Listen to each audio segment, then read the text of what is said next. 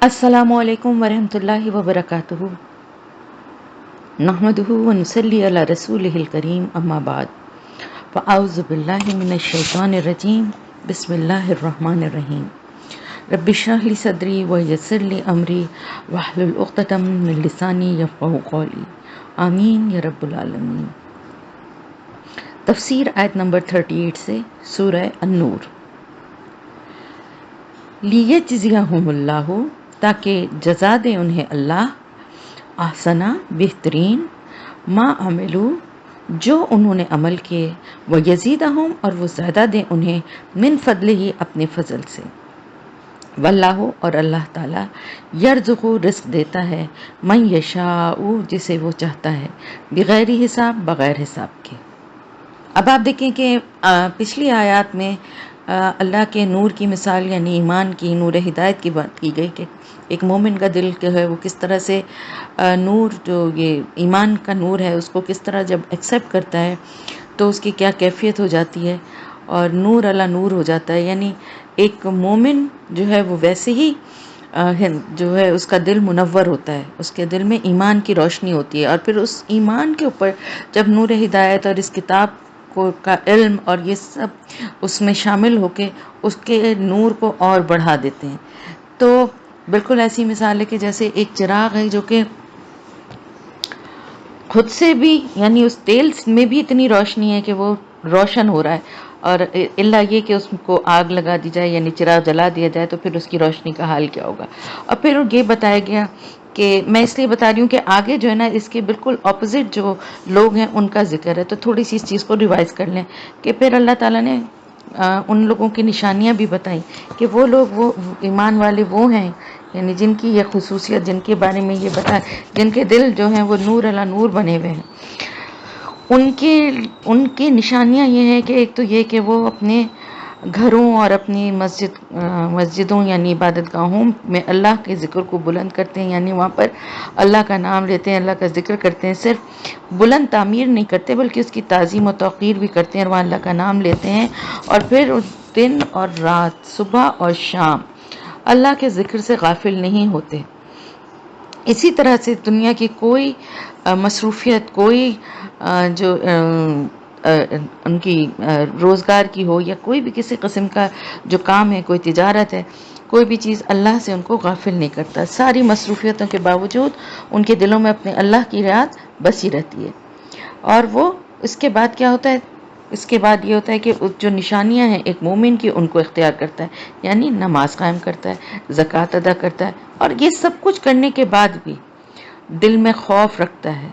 किस बात का? उस दिन का जिस दिन के दिल उलट पुलट हो जाएंगे और निगाहें और दिल जो हैं वो उसमें उलट पुलट हो जाएंगे। वो दिन क़यामत का दिन है, यानी अल्लाह के सामने हाजिर होने का खौफ, या अपनी नेकी और अपने तमाम अच्छे अमल के बावजूद वो ये खौफ अपने दिल में रखता है, क्योंकि उसको अल्लाह के सामने हाजिर होने का और वहाँ की जो कैफियत और वहाँ का जो घबराहट और जो वहशत है उसका खौफ अपने दिल में रखता है। अब उन लोगों के लिए अल्लाह पाक फरमा रहे हैं कि ऐसे लोग जो हैं वो, उनके लिए अल्लाह ताला की तरफ से क्या नाम है कि बेहतरीन उनको बदला दिया जाएगा। उनके तमाम जो अमल उन्होंने यहाँ किए हैं उनका बढ़ा चढ़ा के, यानी यज़ीदहुम, ज़्यादा देगा अल्लाह ताला नेकियों का। आपको पता है ना कि एक नेकी का 10 गुना, 70 गुना, 200 गुना और 700 गुना, और जितना भी अल्लाह पाक चाहेगा उस शख्स की नेकी की जो भी यानी उसकी नौयत होगी और जो उसका इखलास होगा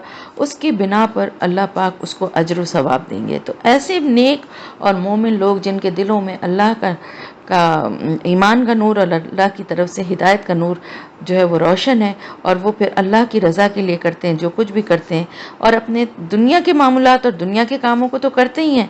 दुनिया छोड़ के तारिक दुनिया होके एक कोने में नहीं बैठ जाते कि सिर्फ तस्बीह पढ़ रहे हैं और नमाज और इबादत में लगे हुए हैं, बल्कि दुनिया में रहते हुए अपने तमाम काम भी करते हैं, घर बार को भी संभालते हैं, कारोबार को भी देखते हैं, नौकरियों को देखते हैं, लेकिन अल्लाह की याद से गाफिल नहीं होते। जहाँ पे नमाज का, अजान का की आवाज़ सुन लेते हैं, अल्लाह का बुलावा आता है तो फ़ौरन नमाज के लिए हाजिर हो जाते हैं।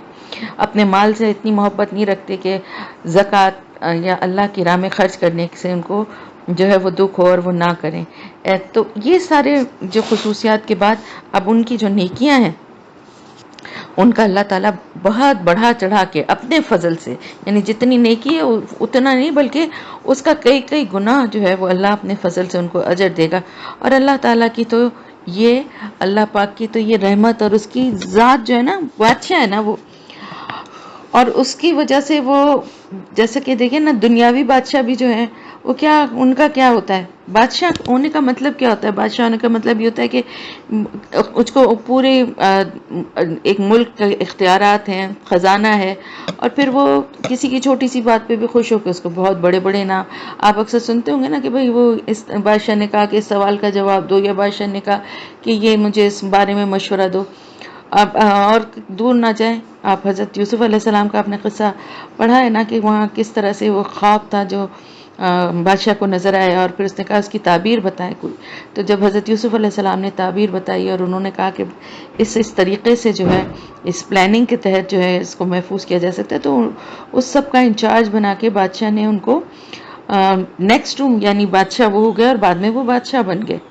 کس وجہ سے بادشاہ نے ان کو اپنے سے اتنا قریب کیا.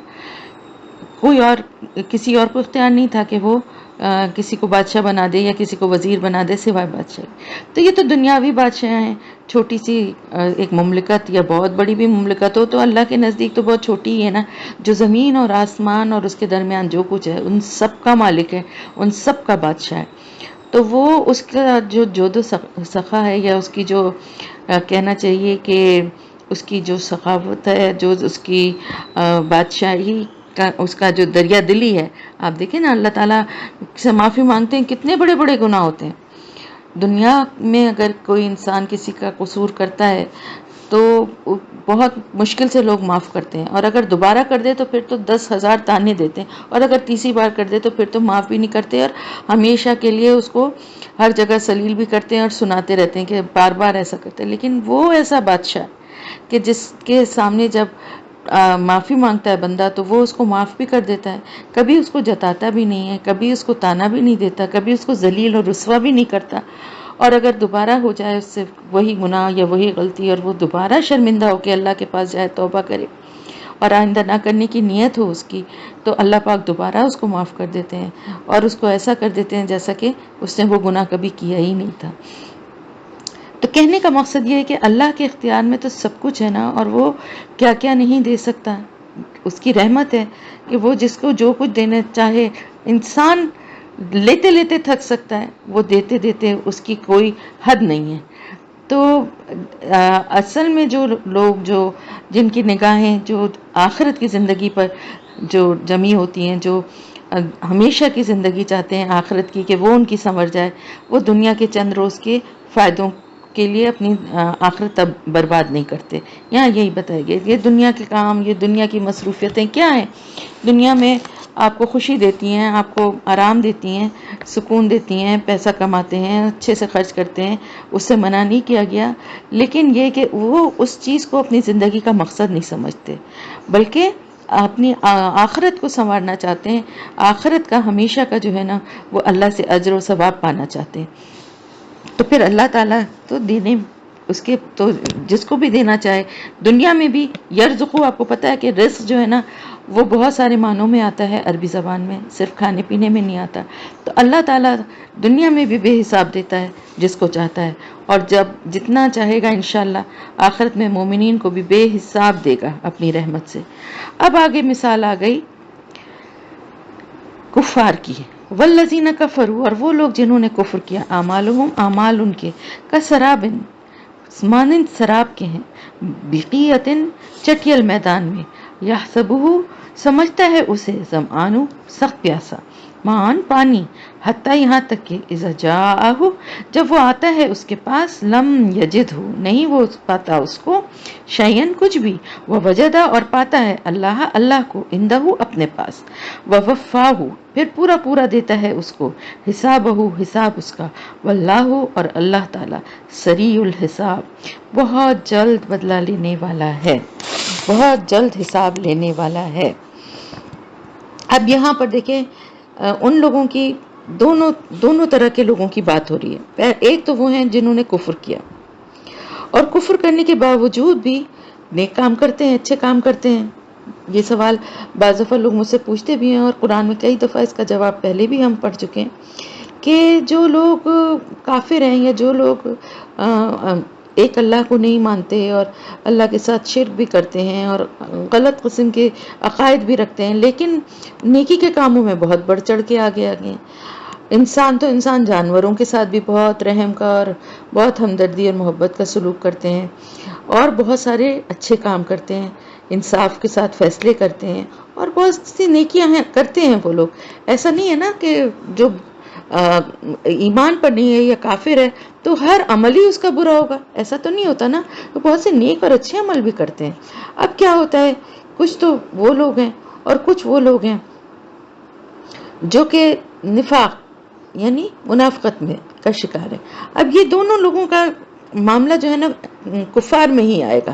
اب اس کے ساتھ کیا ہوتا ہے کہ وہ کچھ نیک عمل جو کرتے جاتے ہیں اور کسی حد تک وہ آخرت کے بھی قائل ہوتے ہیں، کیونکہ آپ کو پتہ ہے بہت سارے ایسے ہیں عقائد اسلام کے علاوہ بھی جن میں آخرت کا تصور ہے۔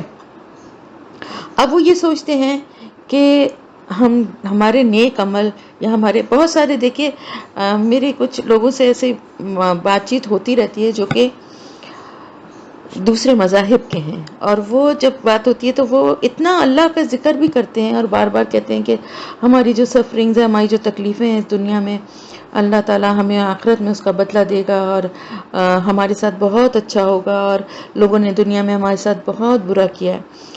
تو میں مناسب انداز میں مناسب وقت دیکھ کے ان کو یہ بات ضرور سمجھاتی ہوں، میں ان سے کہتی ہوں اللہ ضرور دیتا ہے، لیکن اللہ کی کچھ شرائط ہیں۔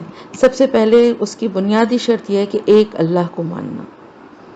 جو ایک اللہ کو مانتا ہے، اللہ کے بتائے ہوئے طریقے پہ اپنی زندگی گزارتا ہے، تو پھر اس کے بعد اللہ پاک اس کے ساتھ ایسے رحمت کا معاملہ فرمائیں گے کہ دنیا کی جو تکلیفیں وہ اٹھا رہا ہے اس کا بہت بہترین اس کو اجر، اس کا بدلہ اس کو آخرت میں بھی ملے گا، اور اس کی نیکیوں کا بھی ملے گا، اس کے صبر کا بھی ملے گا۔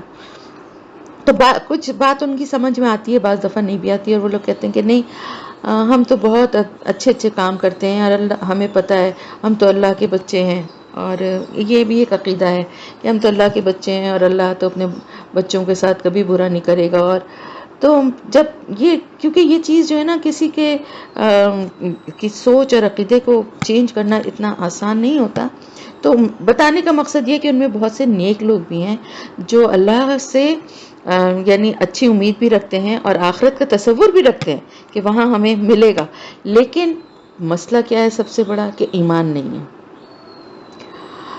تو یہ بات جو ہے نا یہ صرف اہل کفار کے لیے بھی تو میں بتا رہی ہوں، لیکن میں بھی آپ کو ایک اور بھی بات آگے مسلمانوں کے حساب سے بھی بتاؤں گی۔ تو اب آپ یہ دیکھیے کہ جب تک کہ ایمان نہیں ہے، اہل ایمان والی صفات نہیں ہے، اللہ اور اس کے رسول کی اطاعت، اللہ کے رسول کی پیروی نہیں ہے، ان کے یہ اعمال جو ہیں آخرت میں ان کے لیے کوئی فائدہ نہیں دے سکیں گے۔ تو یہاں پر اللہ تعالیٰ اس مثال کے ذریعے سے یہ سمجھا رہے ہیں، یہ بتا رہے ہیں کہ جو تمہیں اپنے ظاہری جو اعمال نظر آتے ہیں جن کو کی نمائش کرتے ہو، تم کہتے ہو کہ ہم نے اتنا چیریٹی ورک کیا، ہم نے اتنے اچھے کام کیے، اس سے آخرت میں تم فائدے کی امید رکھتے ہو؟ ہرگز نہیں۔ ان کی حقیقت سراب سے زیادہ نہیں ہے۔ سراب معلوم ہے نا کیا ہوتا ہے؟ جو لوگ کبھی ایسی جگہوں پہ ٹریول کرتے ہوں، چاہے وہ مڈل ایسٹ ہو یا پاکستان میں بھی صحرائی علاقے ہیں، یا بعض دفعہ سڑک پہ بھی ایسی چیز فیل ہوتی ہے۔ اگر آپ جیسے ہائی وے وغیرہ پہ دوپہر کے شدید گرمی میں، تو آپ کو سڑک پہ آگے پانی نظر آئے گا۔ یہ کیا ہوتا ہے؟ یہ نظر کا دھوکہ جسے سراب کہتے ہیں۔ تو ریگستان میں جس طرح چمکتی ہوئی ریت کو دور سے دیکھ کر جسے بڑی شدید پیاس لگی ہو، بعض دفعہ ایسا ہوتا ہے کہ ریگستان میں لوگ راستہ پہلے تو بہت ہوتا تھا، ٹریولنگ کیونکہ ہوتی تھی تو ریگستان میں بعض دفعہ لوگ راستہ بھٹک جاتے تھے، اور پانی اور کھانے کا جو بھی ان کے پاس اسٹاک ہوتا تھا وہ ختم ہو جاتا تھا۔ اب سفر کے دوران انہیں آگے جب وہ ریت اس طرح چمکتی نظر آتی تھی تو لگتا تھا کہ جیسے پانی ہے، اور جب وہ وہاں تک گرتے پڑتے بھاگتے پہنچتے تھے تو وہ دیکھتے تھے کہ یہ تو ریت ہے اور پانی تو اور آگے ہے، اور اس کے پیچھے بھاگتے تھے۔ اسی لیے کہتے ہیں نا کہ دنیا کی زندگی جو ہے نا یہ بھی ایک سراب ہے کہ اس کے پیچھے بھاگتے بھاگتے انسان ختم ہو جاتا ہے، لیکن ہاتھ کچھ بھی نہیں آتا۔ اگر صرف دنیا کے پیچھے بھاگے. تو ایک پیاسا جو ہے وہ بار بار یہ دیکھ کے کہ یہ چمکتی ہوئی ریت جو ہے اس کو پانی سمجھ کے وہ بار بار اس کی طرف پیاس بجھانے کی امید لے کر دوڑتا جاتا ہے. اور لیکن آخر میں کیا ہوتا ہے؟ ہاتھ میں اس کے کچھ بھی نہیں آتا. اسی تگ و دو میں وہ مر جاتا ہے، کیونکہ ظاہر ہے شدید گرمی، دھوپ اور پیاس کی شدت، اور اس میں وہ بھاگ بھاگ کے جب تک وہاں پہنچتا ہے تو دیکھتا ہے وہاں پانی نہیں، پھر اور آگے بھاگتا ہے وہاں نہیں، آخر میں بے دم ہو کے گر جاتا ہے. تو اسی طرح اللہ تعالیٰ فرما رہے ہیں کہ تم اپنے ان اعمال کے جھوٹے بھروسے پر اپنی موت کا سفر طے کرتے جا رہے ہو. لیکن جس طرح سراب کی طرف دوڑنے والا جب اس جگہ پہنچتا ہے جہاں اسے پانی نظر آ رہا تھا تو کچھ بھی نہیں پاتا، اسی طرح جب تم موت کی منزل میں داخل ہو جاؤ گے تو تمہیں پتہ چل جائے گا کہ یہاں ایسی کوئی چیز موجود نہیں جس کا تم فائدہ اٹھا سکو. کیا مطلب ہے؟ مطلب یہ کہ جو تم نے جو اچھے عمل کیے تھے، جو نیک کام کیے تھے، وہ وہاں تمہارے لیے کچھ بھی نہیں ہوں گے، وہ موجود ہی نہیں ہوں گے، اس لیے کہ ایمان کے بغیر اعمال جو ہیں وہ رجسٹرڈ ہی نہیں ہے. تو جو کچھ دنیا میں تمہیں بدلہ اس کا مل گیا وہ اللہ کی تقسیم سے وہ تمہیں مل گیا ہے، لیکن آخرت میں تمہیں ایمان کے بغیر تمہارے عمل کا، نیک اعمال کا کوئی بدلہ نہیں ہے. بلکہ اس کے برعکس ہوگا کیا کہ جو کفر و نفاق تم دنیا میں کرتے رہے ہو اور جو چند نیکیاں تم نے دکھاوے کے لیے کی ہوں یا واقعی دل سے بھی کی ہوں، لیکن اس کے ساتھ ساتھ جو بدعمالیاں تم کر رہے تھے اس کا حساب اللہ تعالیٰ پورا پورا لینے کے لیے موجود ہے. اور اللہ تعالیٰ بڑے جلدی حساب لے گا. یعنی یہ نہ سمجھو کہ یہ کوئی بڑی دور کی بات ہے اور پتہ جب ہوگا تو تب کی دیکھی جائے گی، ایسا نہیں ہے. بڑی جلدی وہ وقت آئے گا، مرتے کے ساتھ ہی حساب کتاب کا فوراً کے فوراً وقت آ جائے گا. تو وہ جو کام نیکیوں کے کیے بھی تھے نا، بدعمالیاں کیا ہیں؟ شرک ہے، کفر ہے، اللہ کا انکار، اللہ کے رسول کا انکار. اللہ کا انکار کیا ہے؟ ویسے تو کہتے ہیں کہ ایک اللہ کو مانتے ہیں، لیکن اس کے ساتھ شریک کر رہے ہیں، اس کے اقامت کو نہیں مان رہے ہیں، تو پھر یہ اس کا انکار ہی ہے. اللہ کے رسول کا انکار کرتے ہیں، ان کی بات، ان کی پیروی نہیں کرتے، یہ اللہ کے رسول کا انکار ہے. تو پھر کیا ہوگا؟ تو اس طرح کے کفر و نفاق کے بعد تمہاری جو بھی نیکیاں ہیں وہ سب دنیا میں یہیں ضائع ہو کے مٹی بن جائیں گی. پہلے ہم پڑھ چکے نا کہ راکھ کی طرح بنا کے اڑا دی جائیں گی. تو یہاں پر ویسے تو یہ کفار کی بات ہو رہی ہے، لیکن یہاں پر ہم اہل ایمان کو، مسلمانوں کو بھی بہت زیادہ ڈر اور خوف دل میں رکھنا چاہیے. کیوں رکھنا چاہیے؟ دو باتیں ہیں. ایک تو سب سے بڑی بات یہ کہ کہیں ہماری نیکی یا ہمارے اچھے عمل کسی دکھاوے یا ریاکاری کے لیے تو نہیں ہو رہے جو ہمارے عمل کو ضائع کر دیں. اور دوسری بات یہ کہ ہمارے عمل خالصتاً اللہ کی رضا کے لیے، رسول کی پیروی کرتے ہوئے ہو رہے ہیں، یا ہم اپنی مرضی سے جو دل چاہتا ہے کرتے ہیں اور اس کو اللہ اور اس کے رسول سے منسوب کر دیتے ہیں. بہت سارے ایسے کام، بہت سارے ایسے عقیدے، بہت ساری ایسی عبادتیں خود ساختہ بنا لی گئی ہیں جو کہ نہ اللہ نے بتائی ہیں، نہ اللہ کے رسول نے بتائی ہیں. کہیں سے نہ اللہ کی کتاب سے اور نہ رسول صلی اللہ علیہ وسلم کی سنت سے اس کا کوئی اس کی تصدیق ہوتی، لیکن ہم اس کو کر رہے ہیں. اگر اس کو کر رہے ہیں یا اسی طرح اور بہت سی ایسی چیزیں، اللہ کا انکار دیکھیں وہ کرتے ہیں، اللہ کا وہ بھی کہتے ہیں نا اللہ تو ایک ہے، اللہ کو مانتے ہیں. اور وہ مکہ کے جو لوگ تھے وہ بھی ایک اللہ کو مانتے تھے. اللہ تعالیٰ نے ابھی دیکھیں نا پچھلے سورت میں کہ اللہ نے پوچھا کہ اگر ان سے پوچھا جائے زمین آسمان کا مالک کون ہے تو کہیں گے اللہ. اگر سب چیزیں پوچھی نا تو انہوں نے کیا جواب دیا؟ اللہ. تو پھر جب اللہ کو مانتے ہیں تو پھر کیسے کافر ہیں؟ اس لیے کہ اللہ کو تو مانتے ہیں، اللہ کی نہیں مانتے. تو یہ ہمارے لیے بھی بہت ایک سوچنے والی بات ہے، بہت الارمنگ بات ہے کہ ہم اللہ اور اللہ کے رسول کو مانتے ہیں اور بہت اندھی عقیدت بھی رکھتے ہیں، لیکن ان کے بتائے ہوئے راستے پہ نہیں چلتے، اللہ کے احکامات کو نہیں مانتے. تو پھر ہمارا عمل اور ان کے عمل میں کیا فرق رہ جاتا ہے؟ تو ایسے سب لوگوں کو یہ بات یاد رکھنا چاہیے کہ اللہ تعالیٰ پورا پورا حساب جو ہے وہ اس کا دے گا، پورا پورا دے گا. دیکھیں یہاں پر یزیدہم نہیں ہے، یہاں پہ بڑھا کے نہیں دے گا. جتنے گناہ ہوں گے، جتنی جو وہ غلطیاں ہوں گی اس کے حساب سے ویسے ہی اتنا ہی بدلہ ملے گا، اور اس کا حساب بہت جلدی ہو جائے گا. ہاں جو اہل ایمان ہیں ان کو اللہ اپنے فضل سے ان کے نیک عمل بڑھا چڑھا کے ان کا اللہ پاک ان کا بدلہ دے گا. تو قیامت کے دن سراب کی طرح ان کے اعمال جو ہیں ان کی کوئی حقیقت نہیں ہوگی، وہاں کچھ ملے گا ہی نہیں انہیں وہ جب پہنچیں گے تو۔ میں نے آپ کو بتایا نا کہ ایمان جو ہے نا وہ پہلی شرط ہے اعمال کی قبولیت کی، ٹھیک ہے۔ دوسری بات کیا بتائی کہ اخلاص ہو، ریاکاری نہ ہو، اللہ کو راضی کرنے کی نیت ہو۔ صرف دنیا کو اور دنیا کے لوگوں کو خوش کرنا جو ہے نا اور اس سے مطمئن ہو جانا، یہ سراب ہے۔ تو برے اعمال یا نمائشی نیکیاں جو ہیں جو دکھاوے کے لیے کی گئی ہوں، وہ بالکل ہی اس کے ہاتھ کچھ بھی نہیں آنے والا جو یہ کرے گا۔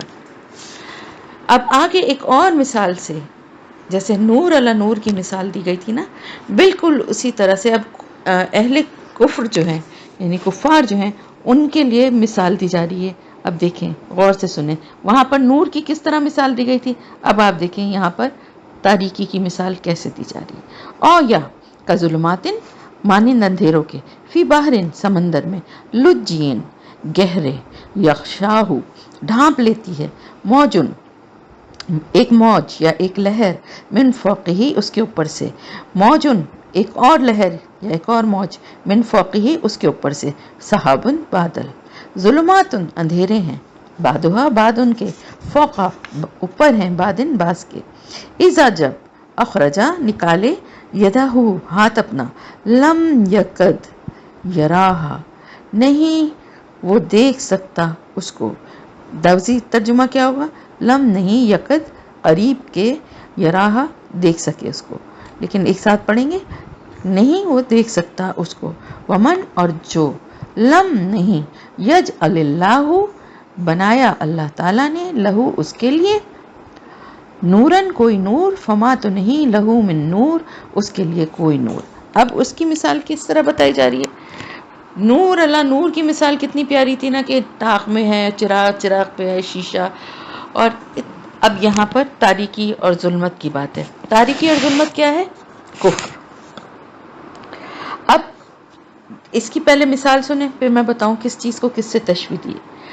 بالکل ایسی مثال ہے کفر کی کہ جیسے کہ اندھیرے ہیں، کہاں پر، سمندر میں، گہرے یعنی گہرا سمندر ہے، سمندر میں آپ کو پتہ ہے نا کہ 10 فٹ یا کتنے اس کے بعد جو ہے نا سورج کی روشنی نیچے نہیں جاتی، اور میں جب اس کی گہرائی میں اور ڈیپتھ میں جاتے ہیں تو وہاں پر تو بالکل روشنی نام کی کسی چیز کا کوئی تصور ہی نہیں ہے، اور وہ مخلوق جو وہاں رہتی ہے وہ اتنی نیچے ہے کہ وہ کبھی اوپر تک آتی ہی نہیں ہے، اور وہ مخلوق جو وہاں رہتی ہے اس کی آنکھیں ہی نہیں ہیں۔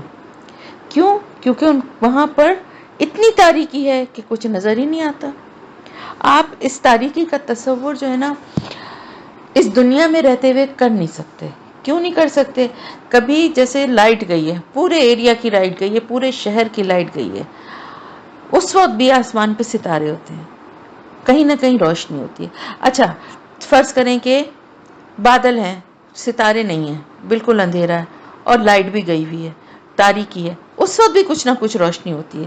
کوئی نہ کوئی چیز گھر میں جیسے فریج ہے یا شیشہ ہے یا موبائل ہے، آپ کھول لیتے ہیں تو اس کی لائٹ ہے، یا ان چیزوں سے تھوڑی سی خود بخود جو ہے ہلکی سی ایک روشنی سی فیل ہوتی ہے جو فوری طور پہ نہیں ہوتی۔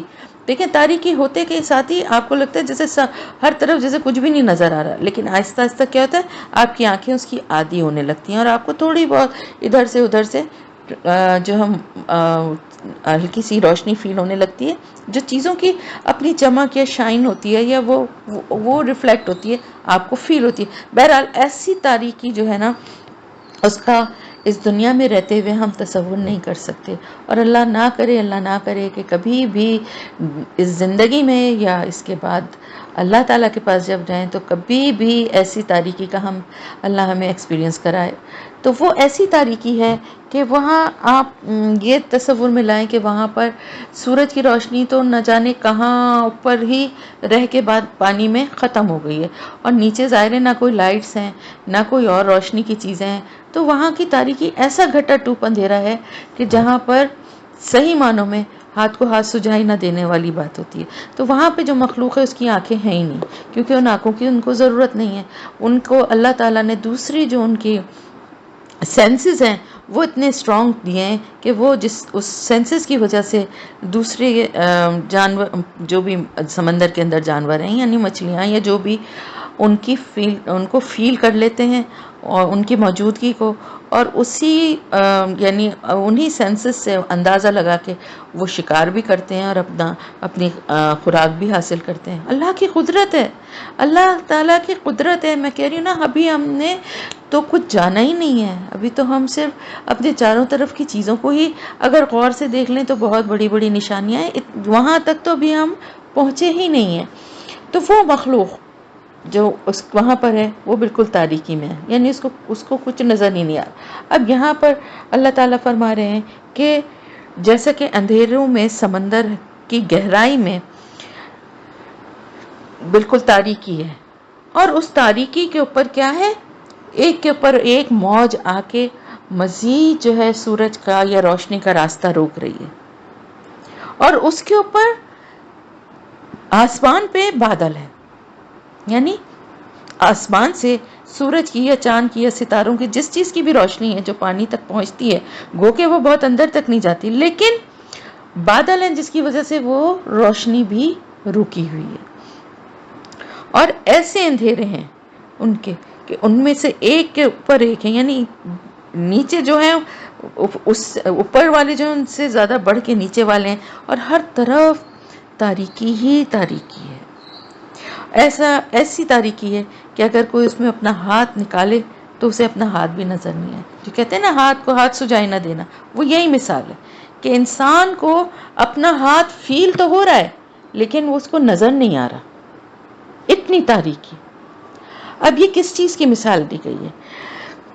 اس تاریکی کی، سمندر کے اندر کے جو اندھیروں کی تاریکی ہے وہ کفر ہے، پھر اس کے اوپر لہر کے اوپر لہر، وہ کیا ہے؟ گمراہی، اور اس کے بعد اس پر ہٹ دھرمی، یعنی اوپر سے بھی بادل ہیں جنہوں نے ذرا سی بھی روشنی کا راستہ روک دیا، کیونکہ آپ یہ دیکھیے نا کہ تاریکی ہے اور اس کے اوپر موجیں ایک کے اوپر ایک آئے جا رہی ہیں جس کی وجہ سے تاریکی بڑھتی جا رہی ہے اور زیادہ تاریکی ہے۔ تو کفر کے بعد کیا ہے؟ جہالت ہے، یعنی کفر کے بعد گمراہی کی جہالت ہے، یعنی اگر اللہ کے رسول یا رسولوں کے ذریعے جو بھی پیغام ملا ہے تو اپنی اصلاح کرنے کے بجائے اسی گمراہی اور اپنی روش پہ قائم ہے، اور پھر جب اللہ کے رسولوں نے جو پیغام دیا یا آپ صلی اللہ علیہ وسلم نے جب اللہ کا پیغام دیا کتاب کے ذریعے ہدایت، تو پھر سب کچھ ماننے کے بعد بھی ہٹ دھرمی ہے کہ نہیں ہمیں تو ماننا نہیں، ہمارے تو باپ دادا ایسے ہی کرتے تھے۔ یہ دیکھیں کہ یہ جو مثال دی گئی ہے اس میں کتنی یعنی ڈیٹیل بتائی گئی ہے کہ تاریکی کی انتہا بتائی گئی ہے، اور وہ تاریکی کیا ہے؟ وہ کفر کی جہالت اور تاریکی ہے، ایمان سے دوری کی تاریکی ہے۔ نور جو ہے، روشنی جو ہے وہ ایمان ہے، تو اس وقت ایک انسان جو ہے دنیاوی طور پہ وہ چاہے کتنا ہی قابل ہو، کتنا ہی پڑھا لکھا ہو، کتنا ہی سمجھدار بنتا ہو، لیکن اگر اس کے پاس ایمان کی روشنی نہیں ہے تو پھر وہ کہاں ہے؟ ظلمات میں، تاریکیوں میں، اور تاریکی بھی کوئی معمولی نہیں ہے، کیونکہ جس کے پاس علم ہے، بے شک دنیاوی علم ہے، اللہ نے عقل اور سمجھ اور علم دیا ہے، تو اس کے اوپر اس کو تو زیادہ اچھے سے اس چیز کو سمجھنا چاہیے، اللہ کے پیغام کو، اللہ کے جو نبی جو دعوت دے رہے ہیں اس کو، جو اللہ کی کتاب میں جو کچھ لکھا ہے۔ آپ دیکھیں نا یہ جو آیات ہیں ابھی جو میں نے یہ پڑھی ہے آپ کے سامنے، آیت نمبر 40، اس آیت کو پڑھنے کے اور اس کے بعد اس پہ جب غور کر کے ایک بہت بڑے سائنٹسٹ کا واقعہ ہے کہ وہ جو ہے وہ ایمان لے آیا، کیونکہ اس نے جب اس کو یہ آیت جو ہے اس کا ترجمہ بتایا گیا ایک دفعہ، تو اس نے کہا کہ یہ ترجمہ تو کسی ایسے شخص کا لگتا ہے کہ جو بہت سمندر کے سفر میں رہتا ہے اور جس نے اتنا مشاہدہ کیا ہے اس چیز کا، اور ظاہر ہے اب دیکھیں نا جو اب ہم اس آیت کو پڑھ رہے ہیں، ہم اس کی تفسیر کو پڑھ رہے ہیں تو ہمیں یہ چیزیں پتہ چل رہی ہیں، ورنہ سچی بات ہے ہم نے کبھی اتنا غور کیا تھا کہ سمندر میں کہاں تک لائٹ ہے اور اس کے بعد کتنی تاریکی ہے، اور اگر آسمان پہ بادل ہوں تو مزید کتنی تاریکی بڑھ جائے گی۔ تو یہ مثال اللہ نے اسی لیے دی ہے، تو وہ اس کو جب یہ بتایا گیا کہ جس کے اوپر یہ وحی نازل ہوئی، جس کے اوپر یہ قرآن نازل ہوا، اس نے تو ساری زندگی کبھی سمندر کا سفر ہی نہیں کیا، سمندر ہی نہیں دیکھا، اس کو یقین نہیں آیا. اس نے پھر اور ریسرچ کی اور آپ صلی اللہ علیہ وسلم کے بارے میں اس نے جاننے کی کوشش کی اور اس کو پتہ چلا کہ واقعی کہ آپ صلی اللہ علیہ وسلم نے تو کبھی سمندر کا کوئی سفر کیا ہی نہیں. آپ تو عرب کے صحرا میں تھے اور کبھی کوئی ٹریولنگ ایسی آپ کی زندگی میں ہوئی ہی نہیں کہ جو آپ کو سمندر کا کہیں سفر کرنا پڑے کسی کشتی یا جہاز پہ، کہ آپ کی نظر سے یہ ساری چیزیں. اس کے لیے بھی دیکھیں بہت کین آبزرویشن کی ضرورت ہے، یعنی بہت کوئی غور و فکر کرنے والا ہی اتنی باریکی سے اس چیز کو سمجھ سکتا ہے. اور اب جتنی ترقی ہوتی جا رہی ہے تو یہ ساری چیزیں اور زیادہ پتہ چل گئی کہ کیسی مخلوق ہے اور اس کے سینسز کتنے تیز ہوتے ہیں اور اس کے پاس آنکھیں نہیں ہوتی ہیں. تو یہ سب چیزیں اس وقت 1400 سال پہلے آپ صلی اللہ علیہ وسلم کو اللہ تعالیٰ نے بتائی نا، اور آپ کے ذریعے ہم سب کو بتائیں، تو وہ ایمان لے آیا. دیکھیں علم جو ہوتا ہے نا، علم صحیح علم وہی ہے کہ جو اللہ کو پہچاننے میں مدد دے. بے شک وہ مسلمان نہ ہو، وہ انسان، لیکن اگر اس کے پاس علم ہے، عقل اور شعور ہے، بصیرت ہے، تو وہ اللہ کی نشانیوں کو دیکھ کے اس کا دل ضرور اللہ کی طرف مائل ہوگا اور اللہ کی دعوت کی طرف، اللہ کے کلام کی طرف وہ غور و فکر کے لیے ضرور آئے گا. اور جب ایک دفعہ کوئی اس کلام کو اس نیت سے کہ اس سے کچھ سیکھنے اور اس کو سمجھنے کے لیے اور اس کو سچ مان کے اس کو پڑھے گا، وہ ضرور اس کے دل پہ اثر کرے گا. ہاں بہت سے ایسے بھی ہیں جو اس کی آیتوں کو پڑھتے ہیں، سنتے ہیں اور اس کے بعد اس میں مختلف قسم کے ابہام، شکوک، وسوسوں والی باتیں کرتے ہیں. ایسے بھی ہیں جو مانتے ہیں، پڑھتے ہیں، سمجھتے ہیں لیکن اس کا انکار کرتے ہیں. تو پھر وہ کون لوگ ہیں؟ وہ وہی لوگ ہیں جو کہ تاریکی میں ہیں، کفر کی، اور پھر اس کے بعد گمراہ ہیں اور گمراہی کی جہالت، اور پھر اس کے بعد ان کی ہٹ دھرمی. یعنی جیسے وہاں نور علی نور تھا، یہاں پر تاریکی پہ تاریکی ہے، یعنی لہر کے اوپر ہے لہر ہے. اندھیرے ایسے ہیں کہ ایک کے اوپر ایک اندھیرا چڑھا ہوا ہے، اتنا زیادہ کہ اپنا ہاتھ بھی انسان کو محسوس تو ہو رہا ہے. ظاہر ہے اس کے پاس آنکھیں ہیں، انسان کے پاس تو آنکھیں ہیں نا، لیکن اتنی تاریکی ہے کہ اس میں اس کو اپنا ہاتھ بھی نظر نہیں آ رہا. مطلب کیا ہے کہ اس کو اگر اس کے پاس علم ہے بھی تو وہ اس سے اگر اللہ کو نہیں پہچانتا اور نور ہدایت کی طرف اس کا دل مائل نہیں ہوتا تو پھر ان نگاہوں کا کوئی فائدہ نہیں ہے کہ جو دیکھ بھی رہی ہیں، محسوس کر رہی ہیں اور اس سچائی کو مان بھی رہی ہیں لیکن اس پہ ایمان نہیں لاتے. کافروں کا یہی حال ہے نا. اصل میں بات کیا ہے کہ جس کے لیے اللہ نے کوئی نور نہ بنایا ہو اسے پھر کون نور دے سکتا ہے؟ بہت ہی پیاری بات ہے. یعنی دیکھیں اللہ نے نور نہ بنایا ہو، اصل بات یہ ہے کہ جو بھی کائنات میں نور ہے نا وہ اللہ کی ذات سے ہی منسوب ہے، اور کائنات کا اصل نور تو اللہ تعالیٰ ہی ہے. اور جو بھی ظہور آیا ہے اس کائنات کی تخلیق سے لے کے اس پورے نظام کی تخلیق اور ان سب چیزوں کے پیچھے جو نور کار فرمائے وہ اللہ تعالیٰ کی ذات کا نور ہے. اب وہ کیسا نور ہے اس سے بحث یہاں نہیں ہو رہی ہے، لیکن در حقیقت جو مومن ہوتا ہے اس کے دل میں بھی اللہ کے اس نور کا حصہ آتا ہے. کس طرح؟ اللہ کے کلام کے ذریعے، ہدایت کے ذریعے. جو ہدایت کا نور ہے وہ اس کے دل میں، اس کے دل کو جگمگا دیتا ہے، ایسے جگمگاتا ہے کہ اس کا دل روشن ہو جاتا ہے اور اس کو یہ کفر اور جہالت اور یہ ہٹ دھرمی کی باتیں اس کے دل میں داخل نہیں ہو سکتی، اسے اچھی نہیں لگتی. تو اگر کسی کے دل میں اللہ تعالیٰ کی طرف سے وہ نور نہ پہنچے، اللہ تعالیٰ کی طرف سے کیسے نہیں پہنچے گا؟ اللہ نے تو وہ نور ہر ایک تک پہنچانے کے لیے ایمان کا نور، ہدایت کا نور، کتابیں بھیجی، پیغمبر بھیجے، سب کے لیے بھیجا نا. اللہ نے کچھ لوگوں کے لیے مخصوص تو نہیں کر دیا نا کہ وہ اللہ کے من پسند لوگ تھے، یا اللہ نے کچھ لوگوں کو چاہا تھا کہ ان کو نور ہدایت مل جائے، ان کو ایمان کا نور مل جائے، باقی سب محروم رہ جائیں. ایسا تو نہیں ہے نا. اللہ کا کلام جب نازل ہوا، اللہ کے رسول صلی اللہ علیہ وآلہ وسلم نے جب ایمان کی تبلیغ اور دعوت دی، سب کو دی نا، سب تک اللہ کا پیغام پہنچایا. لیکن ہوا کیا؟ جو شخص جس کے دل میں اللہ پاک نے ہدایت کی طرف طلب رکھی تھی وہی اس نور کی طرف آیا. تو اگر کسی شخص کو اللہ کی طرف سے نور نہیں مل سکے گا تو وہ کون ہوگا؟ جو خود ہی نہیں چاہتا. اور پھر اس نور کے نہ ملنے کی وجہ سے وہ پھر کس چیز میں ہوگا؟ گہری تاریکی میں، مکمل تاریکی میں، کفر کی اور جہالت کی، گمراہی کی. کیونکہ اور تو کہیں سے روشنی مل ہی نہیں سکتی نا، کہیں سے روشنی کی ایک کرن بھی نہیں مل سکتی ہے. روشنی تو صرف ایمان کے ذریعے ہی مل سکتی ہے. تو دیکھیے کہ یہ بات جو ہے یہ کچھ جو اللہ تعالیٰ کی طرف سے نور ایمان اور ہدایت اللہ کی طرف سے ملتی ہے. اللہ نہ دے تو کوئی دے نہیں سکتا، لیکن اللہ تعالیٰ کس کو دیتا ہے؟ جس کے دل میں طلب ہو. یہ بات ہمیشہ یاد رکھیں. اللہ کے کچھ پسندیدہ نہیں ہے یا کچھ چنے ہوئے بندے نہیں ہے کہ بس صرف اللہ چاہتا ہے وہی ایمان لائے. اللہ کی دین کی دعوت جو ہے نا وہ عام ہے، تمام انسانوں کے لیے، لیکن اس سے فائدہ وہی اٹھاتا ہے، اس نور سے فائدہ وہی اٹھاتا ہے جس کے دل میں ایمان کی ہدایت کی طلب ہے. الم ترا، کیا نہیں آپ نے دیکھا؟